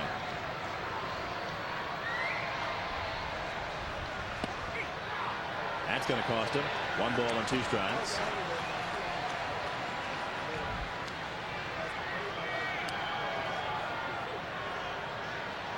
Rock Raines' son was drafted recently by the Baltimore Orioles, and appropriately enough, his son's nickname, Little Rock. Well, do you think he can hang on long enough until his son comes up there? I think so. I think with the nature of baseball being what it is these days, Tim Raines, and not a knock, but Tim Raines has kept in very good shape. I think he can hang around. He's punched out here, unhappy with Shulak's call over the inside corner. Well, one thing you can say about John Shulak, if he calls it a strike, you can be pretty sure that it's a good pitch, because he has a smaller zone, yet it is a consistent one. And that's a pitch right there that Messier struck out Raines, that a lot of left-handed hitters never think it's a strike because they lose it the last 10 feet. It looks like it's inside, and then right in the last couple of feet, it really darts over the inside corner. 1 ball, no strikes to Strawberry, who flied out to center field with the bases loaded in the 1st inning. And that was the exact pitch right there on that called strike to Strawberry that struck Raines out. Starts in off the plate. Greg Maddux has gotten a lot of hitters out doing that very same thing. Speaking of which, as the count now is 2-1, it appeared to a lot of observers when Shulak had the plate in the final home game before the Rays went on the road that Shulak's strike zone was different for Greg Maddux than it was for Rolando Araujo. Got him swinging to make it 2 balls and 2 strikes. Greg Maddux has pitched so well the last he's pitched so well for at least 5 years, 6 years running now that Shulak hadn't seen him before, and his pitches have such late movement on them. That one catches the inside corner. Messier gives up a single in his 1st inning of work and strikes out 2. 2-0 Yankees. Bottom half of the 6th inning of play from Tropicana Field in St. Petersburg. Yankees with a 2-0 lead. And Sports Channel and the Devil Rays would like to say hello to all our viewers watching us tonight on Time Warner Cable in North Fort Myers. Thanks for your support of Sports Channel Florida. Let's take a look at some scores brought to you by Genuine Chevrolet. Texas, with that effort in the bottom of the 9th inning, won it. Tight one between Toronto and Baltimore. Toronto playing very well of late, coming off with a sweep of the Devil Rays. Dodgers easily over San Diego, and Atlanta off to a good start against Florida.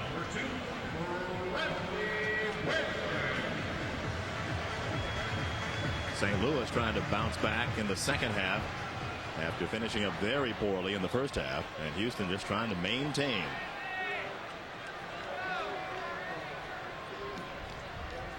Two 2-0 Yankees. 2-run home run by Joe Girardi in the 2nd inning of a Brian Ricard. And now Randy Wynn takes inside ball 1. Randy Wynn, who has flied out and struck out swinging, installed today as the new regular center fielder for the Rays, with Quentin McCracken moving to left. The manager Manager Larry Rothschild said Dave Martinez will still get the majority of the playing time in right. And Randy Wynn has played plenty of center field in his career, and the way we saw him patrol that area out there versus the Atlanta Braves, Joe, he can play center field with the best of them. Goes just as easily to his left as he does his right. The thing that's been impressive about the outfield play of Randy Wynn is when deeply hit balls into either of the gaps, just turns his head and absolutely runs a la Willie Mays and has the penchant for really landing right at the spot where the ball's going to be. That shows you some great outfield instincts. 2 balls and 2 strikes to count to Randy. Quentin McCracken on deck. Bobby Smith to follow. The 6th inning versus Andy Pettitte. And as McCracken, who has one of the 4 base hits for the Rays, waits his turn on deck. All the hits have been singles. And on the hands again. Well, that pitch has really worked well to the right-handed hitters tonight for Andy Pettitte. And it's worked well twice for Randy Wynn. 2 consecutive strikeouts. The cut fastball right on the inside corner. Looks like it's starting at the middle of the plate. The thing that makes the cut fastball so tough to hit is that it looks and spins like a fastball. It doesn't even look like a slider. So you commit to where it's going to start in the middle of the plate, and the next thing you know, you're trying to get your back knee out of the way as you're swinging on it. So now McCracken shows bunt, but that'll cost him. 0-1 the count.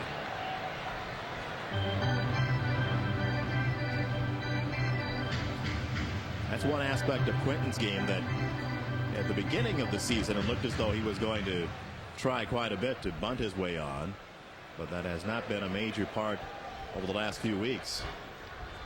Throughout the season he's hovered right around the 300 mark, and it's really a big weapon, especially for a guy like McCracken who hits well from both sides of the plate, is to have that other element into your game. He already has a nice short stroke from both sides of the plate. That's not going to prolong him to long slumps, especially the way he hits the breaking ball.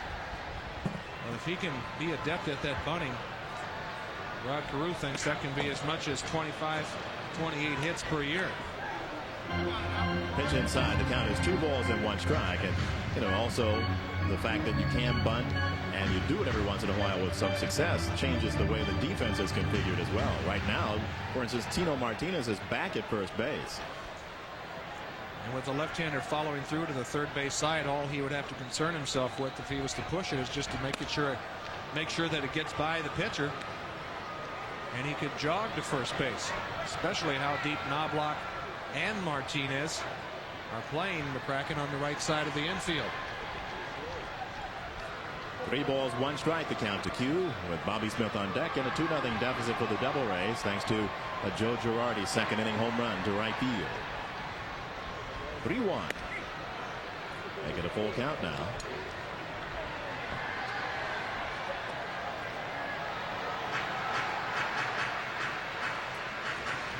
So McCracken taking the move from center field to left field in stride. And so long as he's in the lineup and can contribute to the team.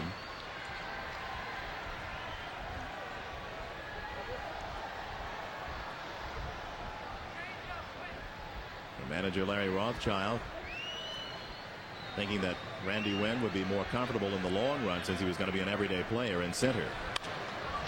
To the left of shortstop, Jeter can't get it. Base hit for McCracken. He has 2 hits tonight, another multi-hit game. You have a shortstop with the range of Derek Jeter, and he looks like he is in some pain right now as he dove for that play. With his range, that's an example of how quick the infield is at Tropicana Field. That ball just seemed to accelerate once it hit the infield dirt. Looked like Jeter was going to be able to make a play on it. All of a sudden, right here, this ball finds another gear and gets right under Derek Jeter.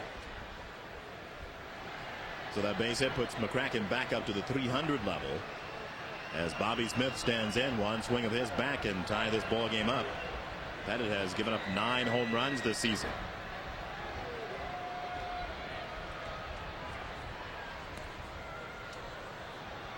Bobby Smith with a strikeout and a comebacker on the book tonight versus Andy Pettitte. So McCracken with 2 singles, Bubba Trammell with a single.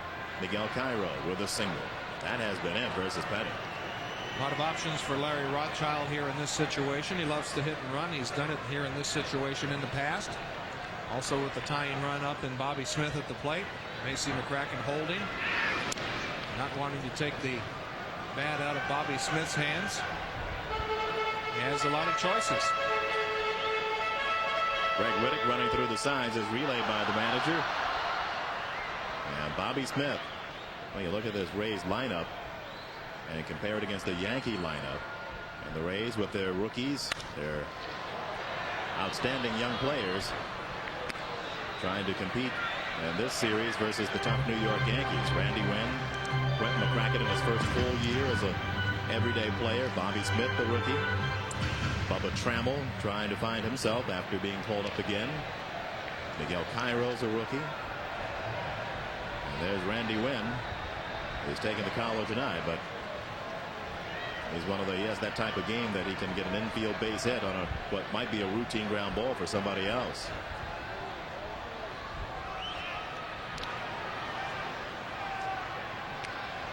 Saw the graphic earlier in the ball game which chronicled how Bobby Smith is a much better hitter with runners on base than he is when the bases are empty.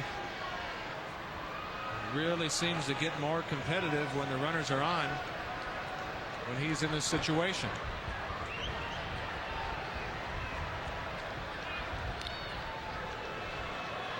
So Pettit knows throughout his career that he has had tremendous success making multiple throws to first base.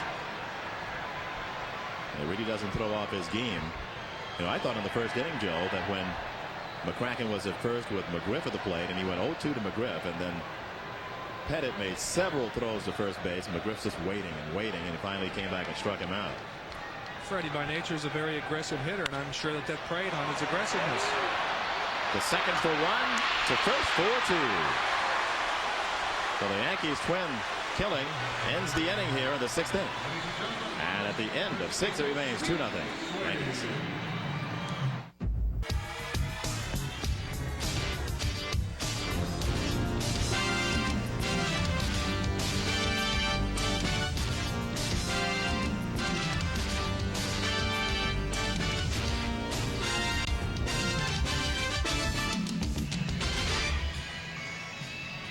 Tonight at Tropicana Field, Devil Rays and the New York Yankees move into the 7th inning with Joe McGrange. Wayne Stats back with you. A 2-0 ball game. The Devil Rays have to be very pleased, I would imagine, Joe, with the performance of Brian Ricard tonight to give them 5 innings.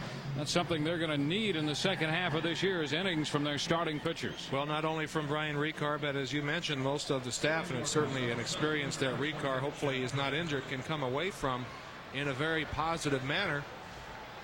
Not only did he pitch out of a big jam in the first inning, but left the game having retired 11 in a row. And Chad Curtis opens the 7th inning facing Jim Messier, who worked the 6th and gave up 1 hit, picked up a couple strikeouts. 1 strike to count to Chad Curtis. Curtis, Brocious, and then Girardi. That's a little bit outside, says John Shulock. And the count goes to 1 ball, 1 strike. Each team with 4 hits. Messier misses on the other side this time. Boy, he's been right around that plate on the last 2 pitches. He's been about as close as you can get without having those pitches called a strike. Suddenly the plate has gotten smaller and rounder. Swing and a miss. Curtis chases this one at the count. If they call it a plate, shouldn't it be round? Well, it's pretty tough to catch the corner on a round plate, though. As Messier may be able to testify here during the sequence of pitches to Curtis. Maybe that's why the old umpire in the National League, Doug Harvey, used to tell me that my backdoor curveball kept going around the plate. This one's inside. 3 balls, 2 strikes. I said, Doug, that's a pretty good pitch. I've got to have it. He said, son, that pitch missed the plate by 1/4 of an inch. It went around the plate. It's 25 years of big league umpiring experience, and who's to dispute that? You must have had a very late breaking curveball. There's a pitch that was just off the plate again, and Messier can't be very happy. He had 3 pitches of the 6 he made that were very, very close, and he gives up a walk here to Chad Curtis. He must be wondering where he has to go to get a strike, and you're right. 3 pitches that very easily could have been called a strike. John Shulock is an umpire who you do not want to eyeball and glare at. He can make it uncomfortable for you. Now Scott Brocious bunts, and he is out of there. He made contact out in front of the plate. He put the bunt down and left the batter's box, and that ball came up and hit him. So give the put out to the catcher, John Flaherty. Brocious is out number 1 here in the 7th. By baseball rules, if you make contact with the ball when you're out of the batter's box, and you see he knows exactly that. No argument from Joe Torre. Brocious declared out. 1 out with a man on in the 7th inning. And here is Joe Girardi. How would you score that? It's 2 unassisted. Just like that? John Flaherty gets the put out. So now Curtis takes his lead. Girardi hit the home run in the 2nd inning. Over to first, and Curtis is back in. Action in the bullpen. The lefty is Scott Aldred. Julio Santana, the right-hander. Pitch out, but nothing doing. Curtis is 14 out of 16 in the steal department.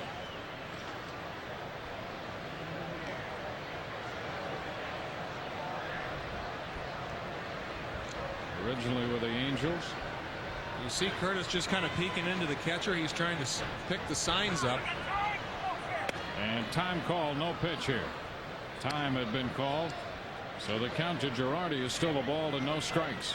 That's something a lot of base stealers will do when they take their lead. They'll take quick glances in to try to peek at and to see what the catcher's signs are. And you see John Flaherty is cognizant of that as he has that right knee closed off a little bit. And the reason being they want to get a breaking ball to run on. Bouncer to third. Smith goes to second out there, and Cairo not in a position to try to turn the double play. Curtis is forced at second base, so the Devil Rays get the lead runner. Smith to Cairo. Girardi reaches on a fielder's choice. So important at this point in the ball game, just a 2-run deficit for the Rays to make sure that they get not only outs but the lead runner, and a perfect example of that. And now the top of the batting order, Chuck Knobloch, especially with this guy.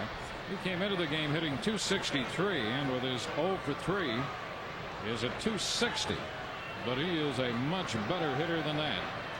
A career .300 hitter in the big leagues. Runner takes off. The pitch is a ball, and the throw is there waiting. Out at second base, it's Flaherty, goes to Stocker to cut down Girardi. Bottom of the 7th coming, 2-0 New York.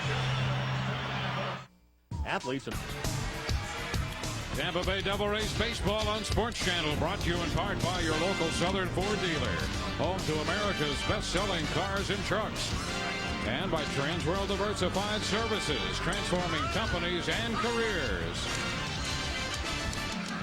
2-0, New York leading the Devil Rays as we go into the bottom of the 7th inning. Freddie McGriff will lead off against Andy Pettitte. McGriff, nothing of two strikeouts tonight. And the first pitch from Pettitte is too low this time around, ball 1. McGriff, Trammell, and then Kelly as the Devil Rays try to figure out Andy Pettitte.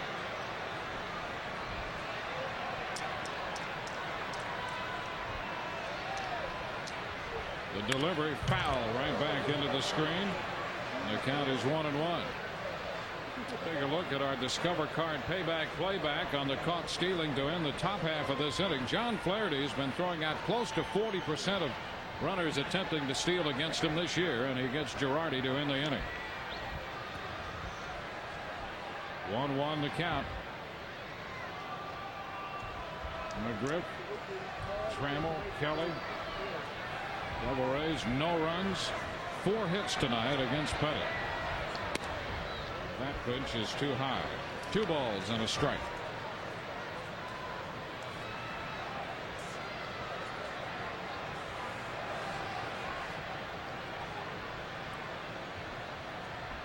the delivery. Ground ball bounced towards second. Knobloch back to first in time to get McGriff. So McGriff bounces out second to first to open the bottom of the 7th inning.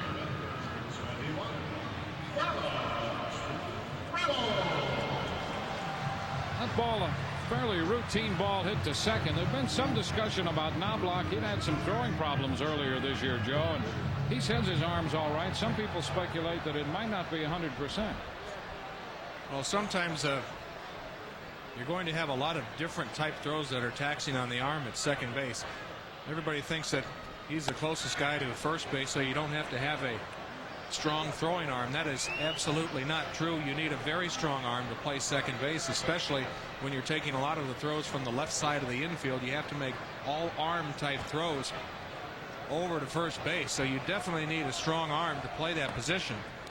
And Knobloch, who has at times this year had some trouble with accuracy, but they have come more on routine plays than they have had where he's been reaching far to his right and to turn around and jump toss it over to first. Those have usually been right on the money, and obviously that's a tougher throw. Here's the 2-0 pitch to Trammell, down and away, so the count to Bubba Trammell is 3-0. One out, base is empty for the Devil Rays in the bottom of the 7th. Trammell with a base hit in the 4th inning, one of the 4 collected off Pettit tonight. Here's the pitch, and that's a strike. 3-1. I mean, that's no unusual thing for a second baseman to have throwing difficulties. You remember Steve Sachs had those difficulties with the Los Angeles Dodgers, to where the season ticket holders behind first base would bring trash can lids and helmets for protection. They'd actually let them in the ballpark with trash can lids, huh? If they were in the home team colors, they were all right. As long as they were Dodger blue. 3-1, swung on, and a high fly ball hit back into right field. O'Neill drifting on this one to the track. He's there and makes the catch for the out. So Trammell is the second out in the 7th. 2 up, 2 down. Bases are empty. Andy Pettit has struck out 7 and has not walked anybody tonight. In contrast to what we had discussed earlier, he was 6th in the league in walks allowed with 54 coming into this one. He was up in the neighborhood of 4 walks or better per 9 innings. Swing and a miss by Mike Kelly, strike 1. Pettit, facing Mike Kelly tonight, has just played hardball with him and challenged him with high fastballs. Struck him out the last AB with that very similar pitch that he swung through in this count. This pitch is down. 1 ball and 1 strike. I don't know if it's just me or not, but Kelly seems to be holding his hands a little higher in his stance to start with now than he has in the past. If he is, it's a much better idea. You're able to cover more of the strike zone vertically, but you have to tell yourself to continue to lay off that pitch up around the letters. Even with your hands high, that's still a tough pitch to try to climb on top of and hit solidly. A ball, 2 strikes. Well, that's one of the reasons you would position your hands up there, is kind of a reminder to lay off that pitch, and certainly anything in the vicinity of your hands or higher, not something that you would try to go after. It's much easier to go down with the bat in the zone than it is to go up. That's why a lot of hitters hold their hands higher. And a swing and a miss. Kelly out on strikes to retire the side. We're through 7. 2-0 New York.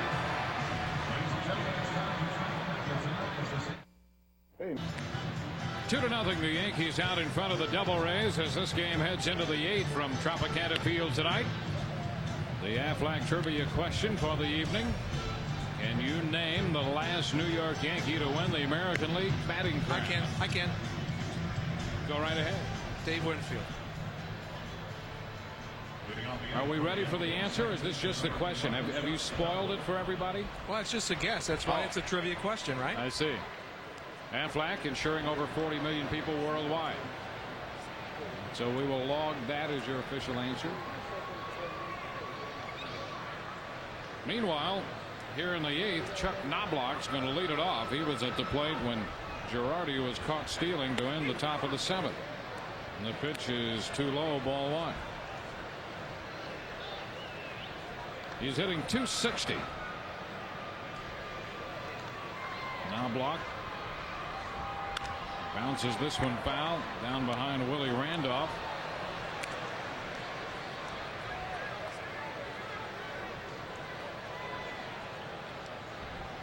Jeter and then O'Neill to follow Knobloch in the 8th.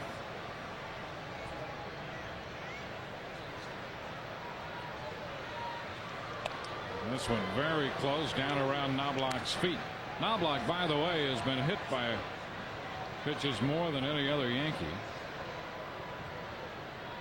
And maybe leading the league in that department. He's been hit 11 times this year. That's certainly enough to lead the league. Swing and a miss as he chases this one. That ball kept bending away from him, and Knobloch is out on strikes. That's 3 strikeouts for Jim Messier. Kind of a reverse from Pettit. Messier has the good screwball and the good slider, much the same way that Pettit has the cutter and changeup. Well, Derek Jeter is going to be the hitter, and the last Yankee to win the batting crown was Paul O'Neill, who will follow Jeter. That's a strike call. I know you just wanted to give everybody else a chance to come up with the answer, and you're just priming the pump. 1 strike the count. This one outside, 1-1. Oh, you didn't see it. No, I didn't see it. What was it? We'll give you a hint. Oh, there he is. Well, congratulations. I'm glad that I didn't make that wager that I was going to make for you if I was wrong. Just a foul ball. 1 ball and 2 strikes. Jeter fouls it off his foot.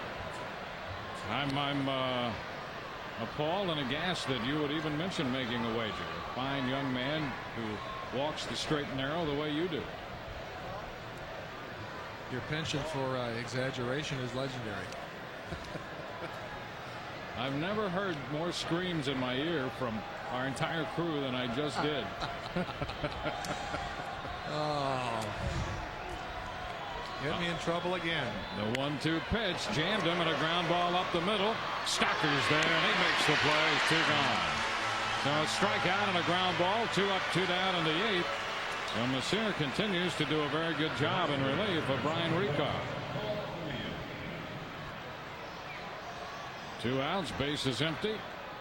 Paul O'Neill has been announced, and here comes Larry Rothschild out. He's had that bullpen busy, and he'll play the matchup here in the 8th inning.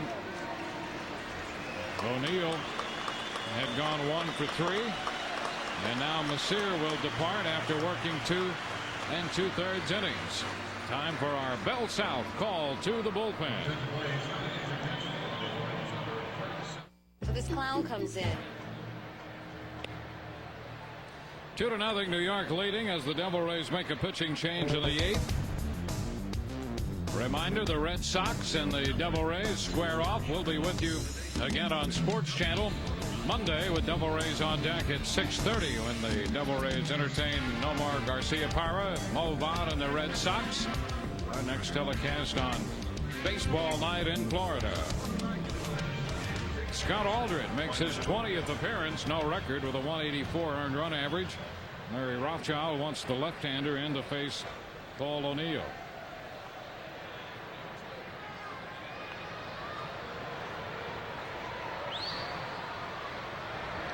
Now the pitch to O'Neill, and that's in for strike 1. Good job by Aldred getting ahead on that first pitch with a good quality 91-mile-an-hour fastball. The pitch is fouled right back over the screen. 2 strikes the count.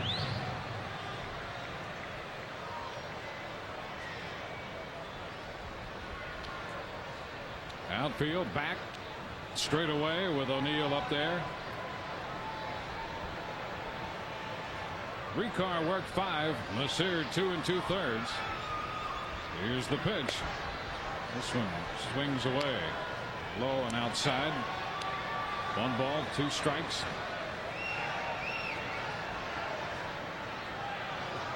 Girardi homered in the 2nd. The only runs of this game. This one leans him back. 2 balls, 2 strikes. Aldred, pitcher number 3.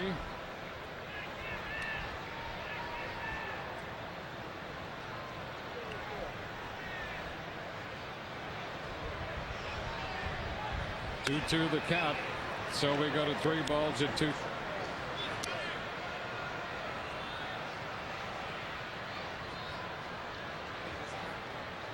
Three balls, 2 strikes with the bases empty, 2 outs. We're in the 8th. Now Aldred delivers. And a pop-up. Third base side. Bobby Smith into foul ground. He's got it to retire the side. Bottom of the 8th. Coming up, 2-0 New York. In my neighborhood. Tampa Bay Devil Rays baseball on Sports Channel is being brought to you in part by Gatorade Thirst Quencher. You don't have to live thirsty. Life is a sport. Drink it up. From Tropicana Field tonight, our ball game moves into the bottom of the 8th. New York scoring 2 runs in the 2nd inning, and that has been it.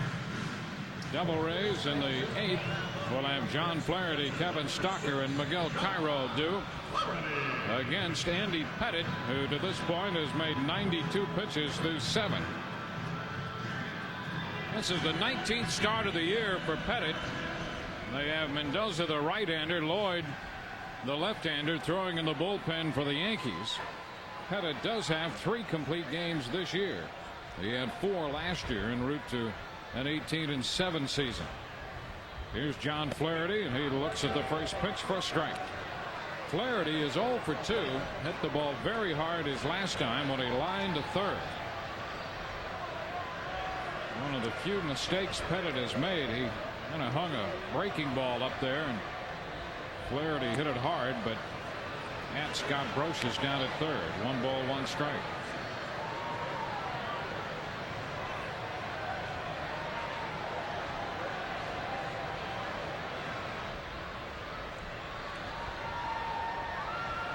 Pettitte working in the 8th. The pitch. There's a little tap. Will run the count to a ball and 2 strikes. You know, we've seen Pettitte at times in the 90 plus. He'll get 92, maybe 93. He was a guy in high school who threw about 84, 85 miles per hour. Spent some time at the junior college level, and through natural maturation, and he did some weight work to increase his strength. There's a fly ball back into left field. Raines, not yet on the track, about 10 feet from the track, makes the catch for the out. And as time went by, he actually picked up velocity on the fastball. Well, that can happen. Oftentimes when you come out of high school into college or junior college, because of the aluminum bats, you become so conscious of that you throw a lot of breaking balls, and as a result you actually lose your fastball or don't develop your fastball. And the only way to really develop that in that arm strength, and it makes all the other pitches better, is by to continue to throw that fastball. Here's Kevin Stocker, and the pitch is down, ball 1. Not a better way to develop than throwing it. And there is some concern about Pettitte because he throws so many cut fastballs that it would really shorten up his old number 1. Seen that happen with Jim Abbott, another former New York Yankee left-hander. Threw so many cut fastballs that it ended up really affecting the velocity of that fastball. 1 ball, 1 strike.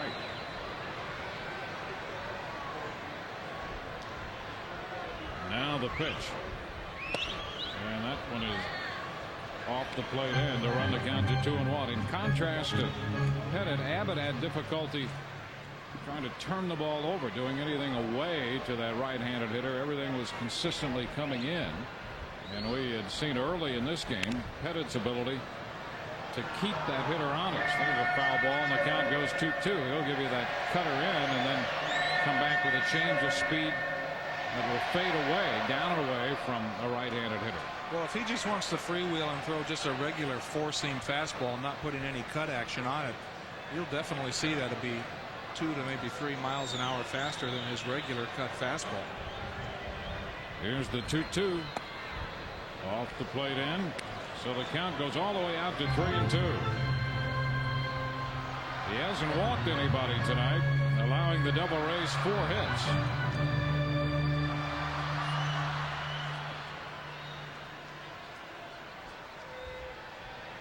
One out, base is empty. Stocker waiting. Here it is, 3-2, and Stocker bounces it foul into the dugout.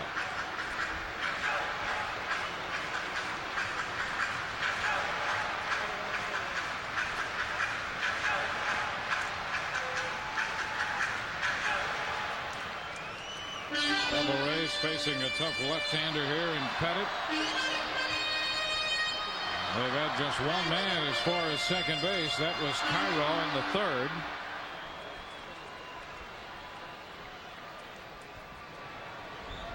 Now the 3-2 pitch. And a drive deep but well foul.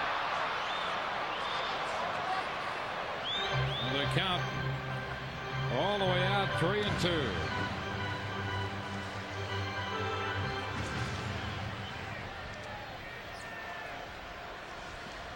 Devil Rays opening a 6-game homestand.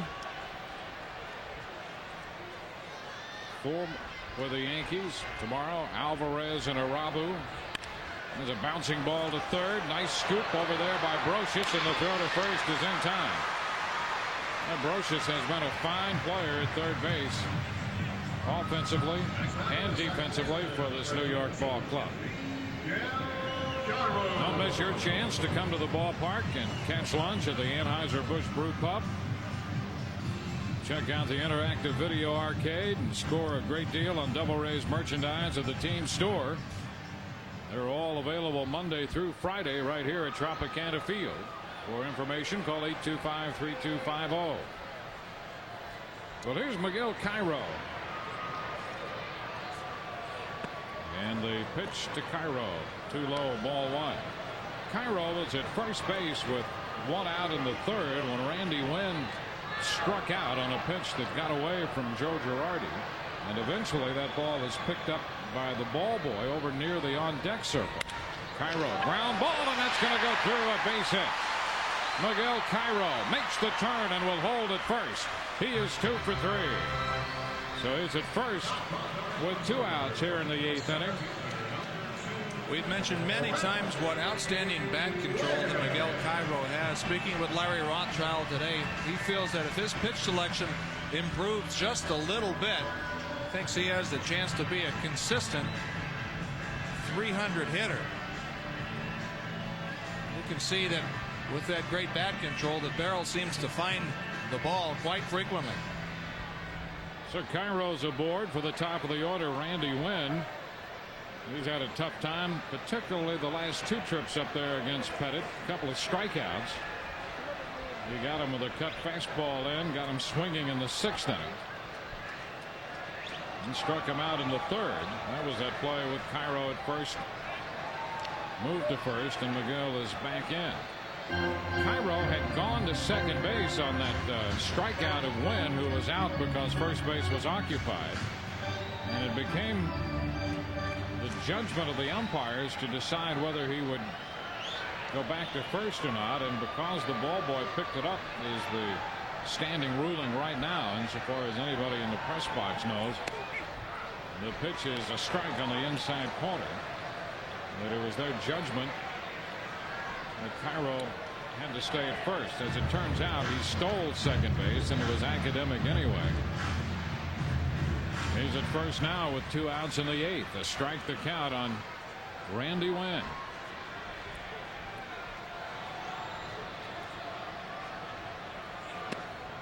The pitch off the plate inside. Close. And the count goes to 1-1.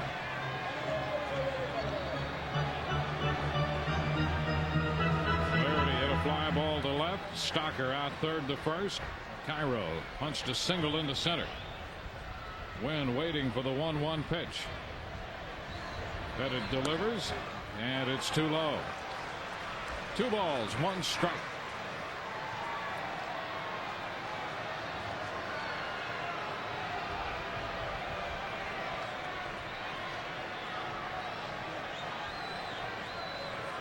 Devil Rays have had only 1 scoring opportunity. That was Cairo at second with 2 outs in the 3rd. He's at first with 2 outs in the 8th. 2 balls, 1 strike to count on Wynn.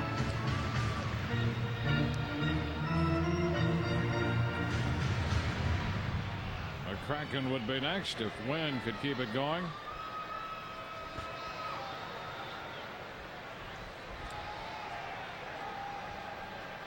Pettit with a look at Cairo, who was leaning over there at first. Ground ball, that's going to be foul just outside the bag. Wynn breaks his bat, so the count goes to 2-2. Randy Wynn after a new bat here. That's really been a tough pitch for him to handle tonight, the cut fastball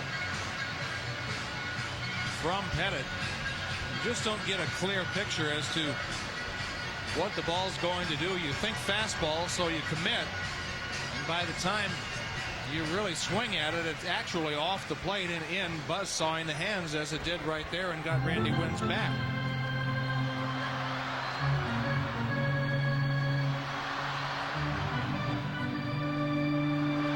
Devil Rays have now actually out-hit New York tonight, 5-4, but the long ball by Girardi the difference in the game. 2-2 the count as Wynn waits for Pettit. The pitch. Ground ball, broken bat again. Deep third, and this one bobbled by Brocious. Everybody's going to be safe. Brocious looked up for a moment. That ball deep third. He might have had a tough time getting the speedy Win anyway.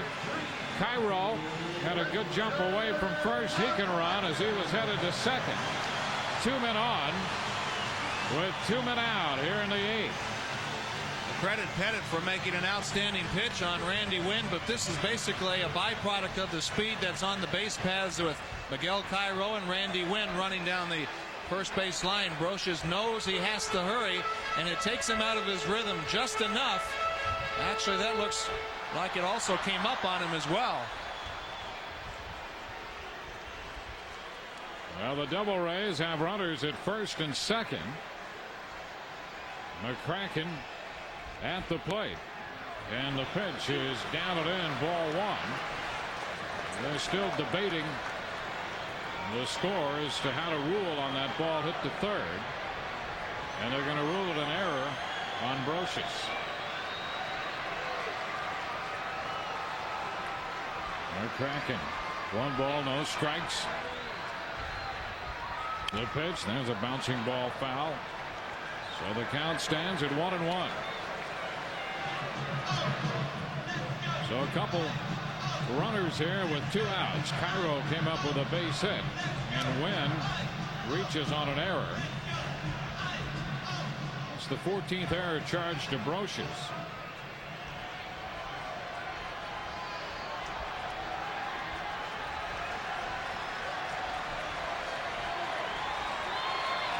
McCracken, 2 hits tonight, 2 for 3. Average right at 300. 1 ball, 2 strikes.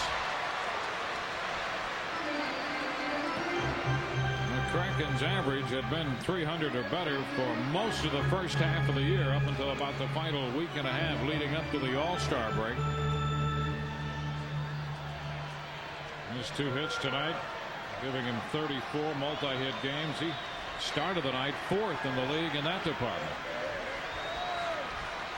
Down to Pettit. The 1-2 pitch about to be made.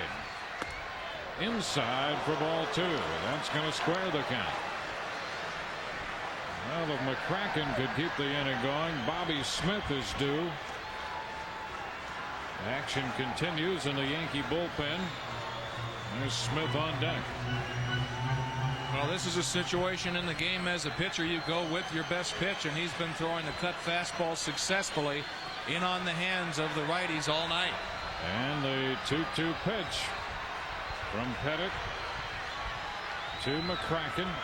Good speed on the bases. Now McCracken's going to step out. Pettit looking back at second as Cairo continued to bluff a little start. And Pettit had no intention of delivering that pitch to home plate at all. Was just going to sit there and stare at Miguel Cairo until McCracken called timeout, trying to slow play him, trying to make McCracken more aggressive for this pitch right here.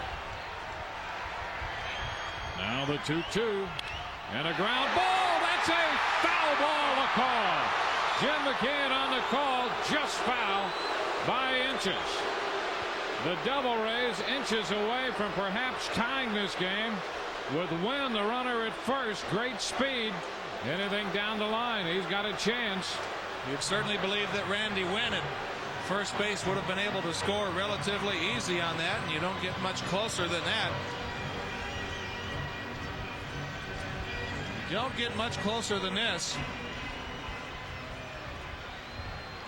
Wow. That ball just kicked foul by an inch or so. Now McCracken back in there. 2-2 the count. Here it is from Pettit. McCracken takes ball 3, blocked by Joe Girardi. Full count. Devil Rays mounting their second scoring threat of the night. They left Cairo at second in the third. This is the first time tonight that they've had 2 men on base at the same time.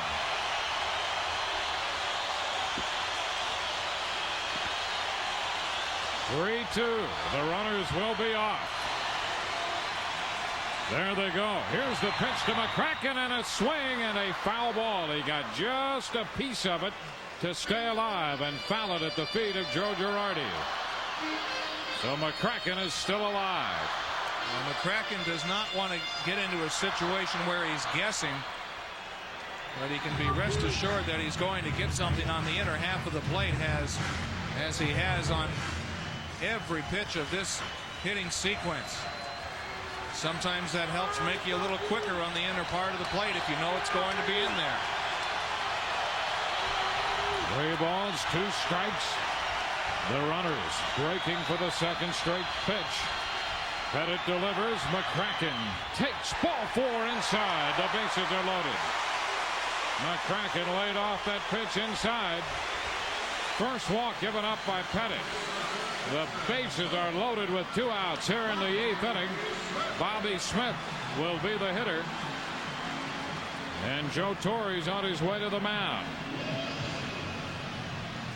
Pettit had made 92 pitches through 7 innings and got the first 2 men here in the 8th before Miguel Cairo punched that base hit through the middle into center field on a 1-0 pitch. Wynn went to 2-2 and reached on the error committed by the third baseman Scott Brocious. McCracken drew the walk. Well, Joe Torre is going to give Pettit an opportunity, one more hitter, and it's going to be Bobby Smith. Because if you look at this inning, Pettit has continued to pitch well. You had the error by Brocious, the ground ball up the middle by Cairo. He's still getting the ground ball. And here in a tough pitching sequence, you have to credit McCracken with a great at-bat to draw the base on balls. Here's Bobby Smith. He's 0 for 3 tonight against the left-hander Pettit. Out of the windup, and the pitch is bounced foul, strike 1. Smith grounded into a double play in the 6th inning. A fancy double play started by Derek Jeter, the shortstop. He is struck out and has gone out pitcher first. And Bobby Smith hits the left-handers very well because a lot of the left-handers tend to throw on the outside part of the plate. He starts open and closes off. However, Pettit lives on the inside part of the plate. A tough task for Bobby Smith. Now the 0-1 pitch. Swinging and a miss. So Pettit comes back to get the jump on Bobby Smith. 0-2. Starting to see why over the last couple years Pettit has won more games in the American League than any other pitcher. Here's an example why Bobby Smith would have a tough time with Pettit. He strikes towards the plate and the pitch is coming back in towards him, and that ties him up. 0-2 the count. The left-hander's delivery, and Smith hits it on the ground to second. Knobloch has it. Wide throw at first, and Smith is out. Smith is out at first. Well, that throwing we discussed earlier of Knobloch almost cost the Yankees a run there. But Smith is out at first. Left the runner's lane, and Martinez went chasing him. We're through 8-2 New York. It's no surprise that Nashville is... Devil Rays baseball on Sports Channel. Brought to you in part by your Bay Area Lincoln Mercury dealers who invite you to test drive the all-new Lincoln Navigator today. And by Citgo. Depend on Citgo when it counts. Well, the Devil Rays leave the bases loaded in the bottom of the 8th inning here. Chuck Knobloch, a near miscue that would have kept the inning going, and I think Bobby Smith took this ground ball for granted. Well, you see, we talked about the throwing problems of Knobloch, and this ball just doesn't come out of his hand right. It's almost like a watermelon seed slipping out or something. And Martinez, expecting that errant throw, is able to go up the line and make a tag on Bobby Smith. But here we'll get a look. Bobby Smith in this situation with the game on the line has to be running more than that. He has his head down and probably just is frustrated by getting jammed by that pitch from Pettit. But in that situation, if he was busting it and running it out, you never know. He might have made it to first base easily. So the Devil Rays are still down by 2. Roberto Hernandez on to work the 9th inning as Tito Martinez leads it off, and the first pitch is low, ball 1. Aldred worked a third of an inning, got O'Neill on the pop foul. Now Hernandez to face Martinez, Raines, and Strawberry, and the pitch is too low. 2 balls, no strikes.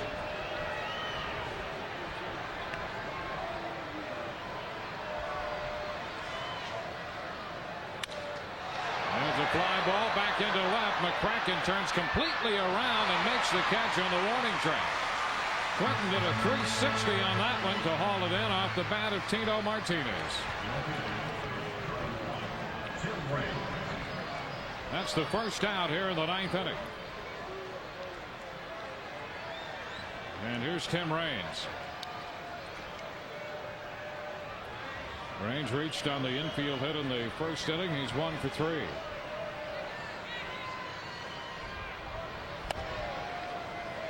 Down and in. 1 ball, no strikes. Devil Rays in the bottom of the 9th will have McGriff, Trammell, and Kelly due.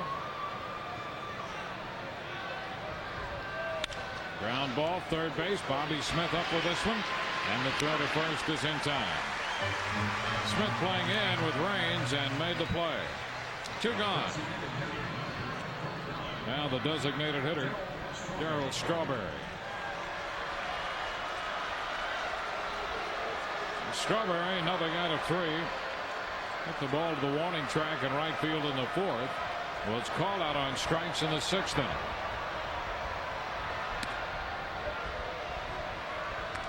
One ball, no strikes.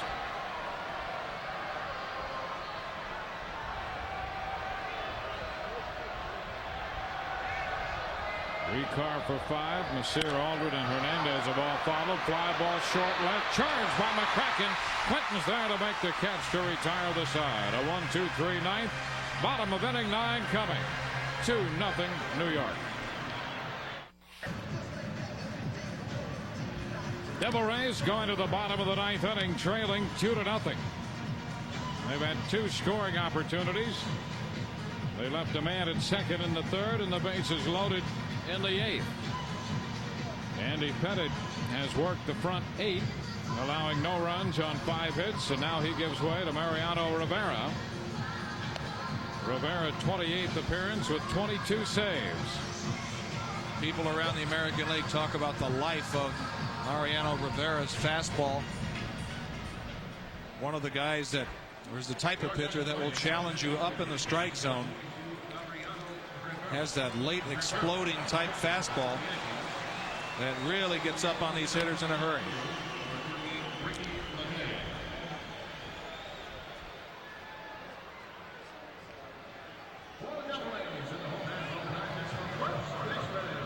So Rivera, who is 22 out of 25 in the save department, takes over, trying to close this one out for Andy Pettit. Defensive change in left. Tim Raines is out of the ball game. And here is Fred McGriff taking the first pitch inside. 1 ball, no strikes.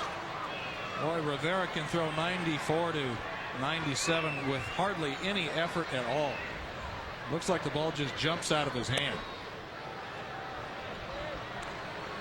2 balls, no strikes. 8 strikeouts, 1 walk for Pettit in the 8 innings he worked. There's a swing and a foul ball. So the count stands at 2 balls and a strike.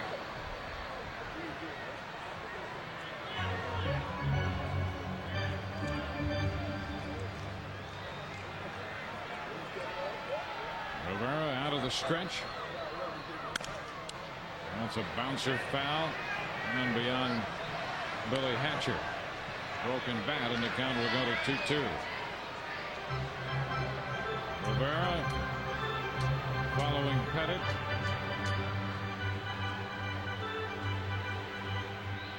The only error in this game made by Scott Brocious, the third baseman. Brocious and Jeter well off. Brocious well off that line at third, and Jeter shaded up the middle. Knobloch shading the hole on the right side of the infield. Martinez a deep first. And the pitch is inside. The count goes to 3-2. And believe it or not, at 93 miles an hour, that's the slider from Rivera. Little cut fastball, not unlike Pettit's. And a swing and a foul ball. He got just a piece of that one and part of John Shulock as well. On that 3-2 pitch, a foul ball.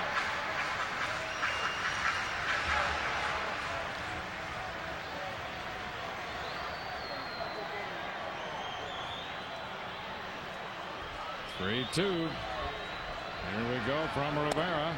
And it's down and in for ball 4. So McGriff draws a walk to open the ninth.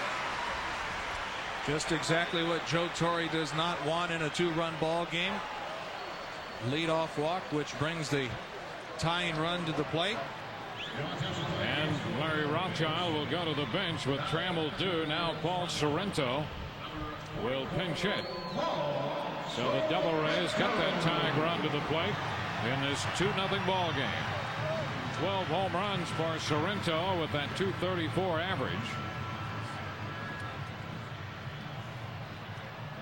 Ledee, Curtis, and O'Neill in the outfield.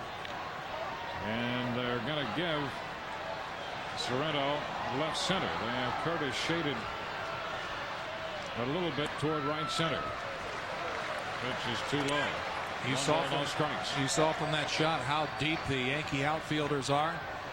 And with the 2-run ball game, they're playing no doubles. They don't want a ball to get behind them to bring that tying run to second base. And another pitch too low.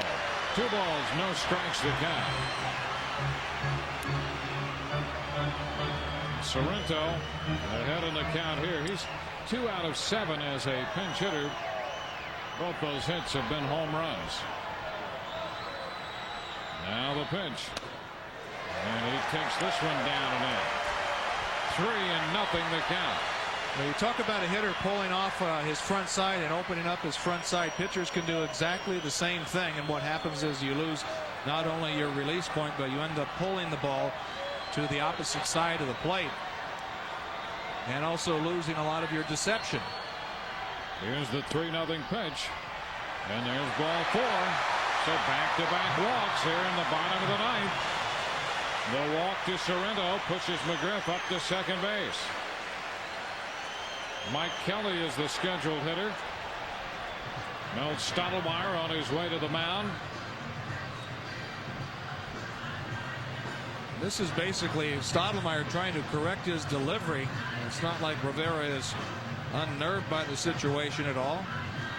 This has a hard time finding home plate, so he's just trying to get him back to keeping that front side in, that front shoulder in.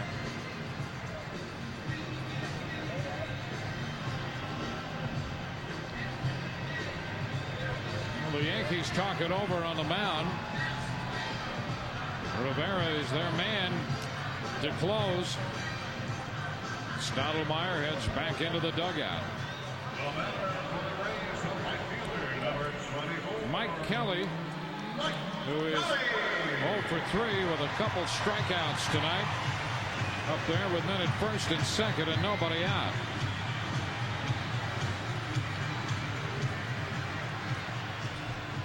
Now Kelly does not have a sacrifice bunt this year.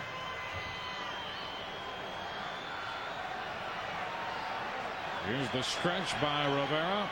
He shows the bunt and takes the pitch in there for a strike. Devil Rays for most of the year have been atop the list when it comes to sacrifices as a team, but Kelly doesn't have one. Taking a look at Greg Riddock. Sereno at first, McGriff at second. They've walked. There's the bunt, third base side, foul. This is easier said than done, getting the bunt down in this situation against Rivera. Very tough pitcher to bunt on. What's that mean is because he's throwing so many four-seam fastballs up in the zone. And there's presents two problems. One, make sure you get it on the ground, but because he's throwing so hard, you also have to deaden it as well. Even though that bunt was foul, it still had a lot on it. If it was in fair territory, they very easily would have got the runner Fred McGriff at third. A two-strike count. Kelly again shows the bunt, puts it down. Rivera had a play at third and goes to first, and the sacrifice is going to be good. Rivera came down, jumped on that bunt off the bat of Kelly, and actually had he turned, he had a play at third, but he elected to go to first where Kelly's retired. Now both men are in scoring position. This bunt right down the third base line, and Rivera has his back to third, and sometimes you'll get a verbal cue from your third baseman, and Brocious going right back to the bag. You see Freddie McGriff is not even in the picture yet, and he had a definite play at third base, but electing to get the safe out. Oftentimes when you're going over on that side of the field, you like to think aggressively, like think about the out at first, and then if you know that you have a play at third, then you wheel and fire. So the Devil Rays have two men in scoring position with one out here. And they'll go to the bench again. Larry Rothschild wants Davey Martinez to hit for John Flaherty. Martinez 244 for the year. He's only been asked to pinch hit a couple times. He's 0 for 2 in that department. And he's up facing Rivera. Well, Davey he'll definitely make Rivera work.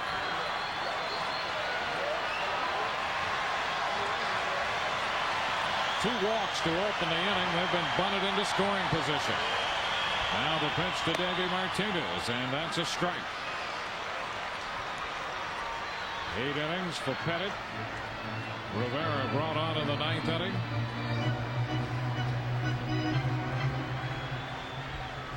Martinez, nothing out of 6 lifetime against Rivera. Bounces this one toward third. Brocious waiting for the hop. The throw to first is in time for the second out. 2 gone with 2 men on base, and Wade Boggs has emerged from the Devil Rays dugout.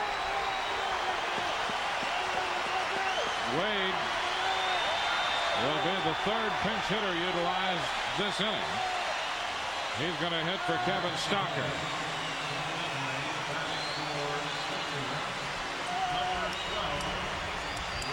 So Larry Rothschild pulling out the stops in the bottom of the 9th. Boggs hitting .276, 2 of 8 with a couple of runs batted in as a pinch hitter.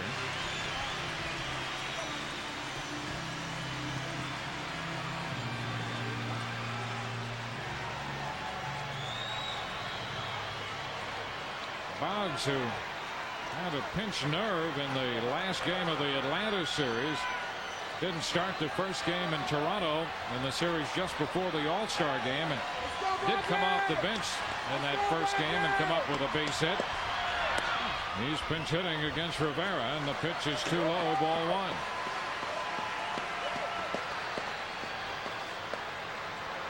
Runners at second and third, 2 outs. Wade takes this one on the inside corner for a strike.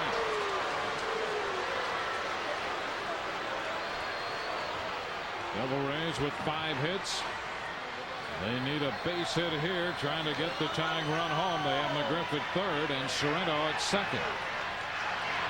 And there's a little tap charged by Brocious. He gloves the ball in the throw, and this one is all over. Devil Rays put up a threat in the ninth, but they leave 2 men in scoring position.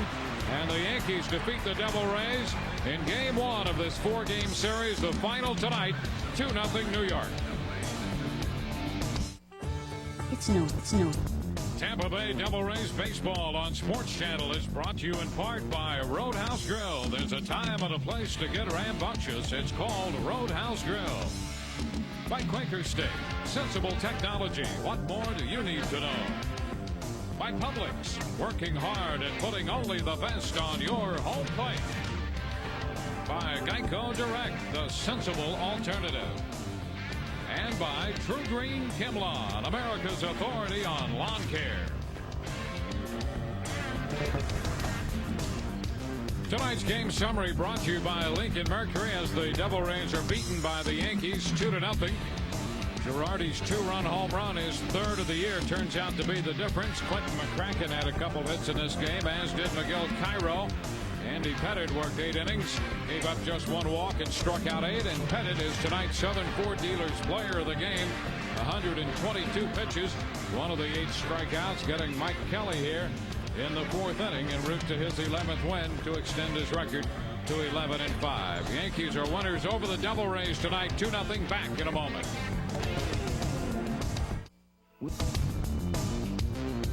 Devil Rays are shut out for the 11th time this year. The margin of victory, a 2-run home run by Joe Girardi in the 2nd inning. That is tonight's Hoover play of the game for Girardi. His 3rd home run of the year. It came on a 2-1 pitch after Scott Brocious had been hit by a pitch.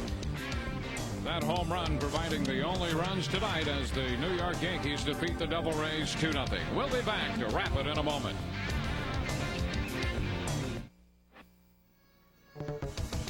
It's the final tonight at Tropicana Field. The New York Yankees have beaten the Devil Rays 2-0. We'll be with you again. 2 of this 4-game series. Wilson Alvarez against Hideki Irabu. We'll be with you on WB 32 or the local Devil Rays station in your area beginning at 7 o'clock tomorrow. Our next telecast on Sports Channel Florida comes your way when the Boston Red Sox are in town on Monday. We'll greet you with Devil Rays on deck at 6:30. Don't forget the Florida Marlins are in action on Sports Channel Florida, taking on the Atlanta Braves at 6:30. That comes up tomorrow with Marlins on deck at 6:30. Now for Joe McGrain and the rest of our crew, this is Dwayne Stats. Great to have you with us. Hope you've enjoyed the telecast. Again, the final tonight from Tropicana Field, New York 2. The Devil Rays nothing from Tropicana Field in St. Petersburg. Good night, everyone. Tampa Bay Devil Rays baseball on Sports Channel has been brought to you in part by Bell South and its international family of companies. By Citgo, depend on Citgo when it counts. By Genuine Chevrolet, the cars more Americans trust. By Hoover, nobody gets the dirt out like Hoover, nobody. By Bud Light, for the great taste that won't fill you up and never let you down, make it a Bud Light. By the Discover Card, the card that pays you back with a cashback bonus. And by Southwest Airlines, with fares so low, you have the freedom to go places and do things you never thought possible.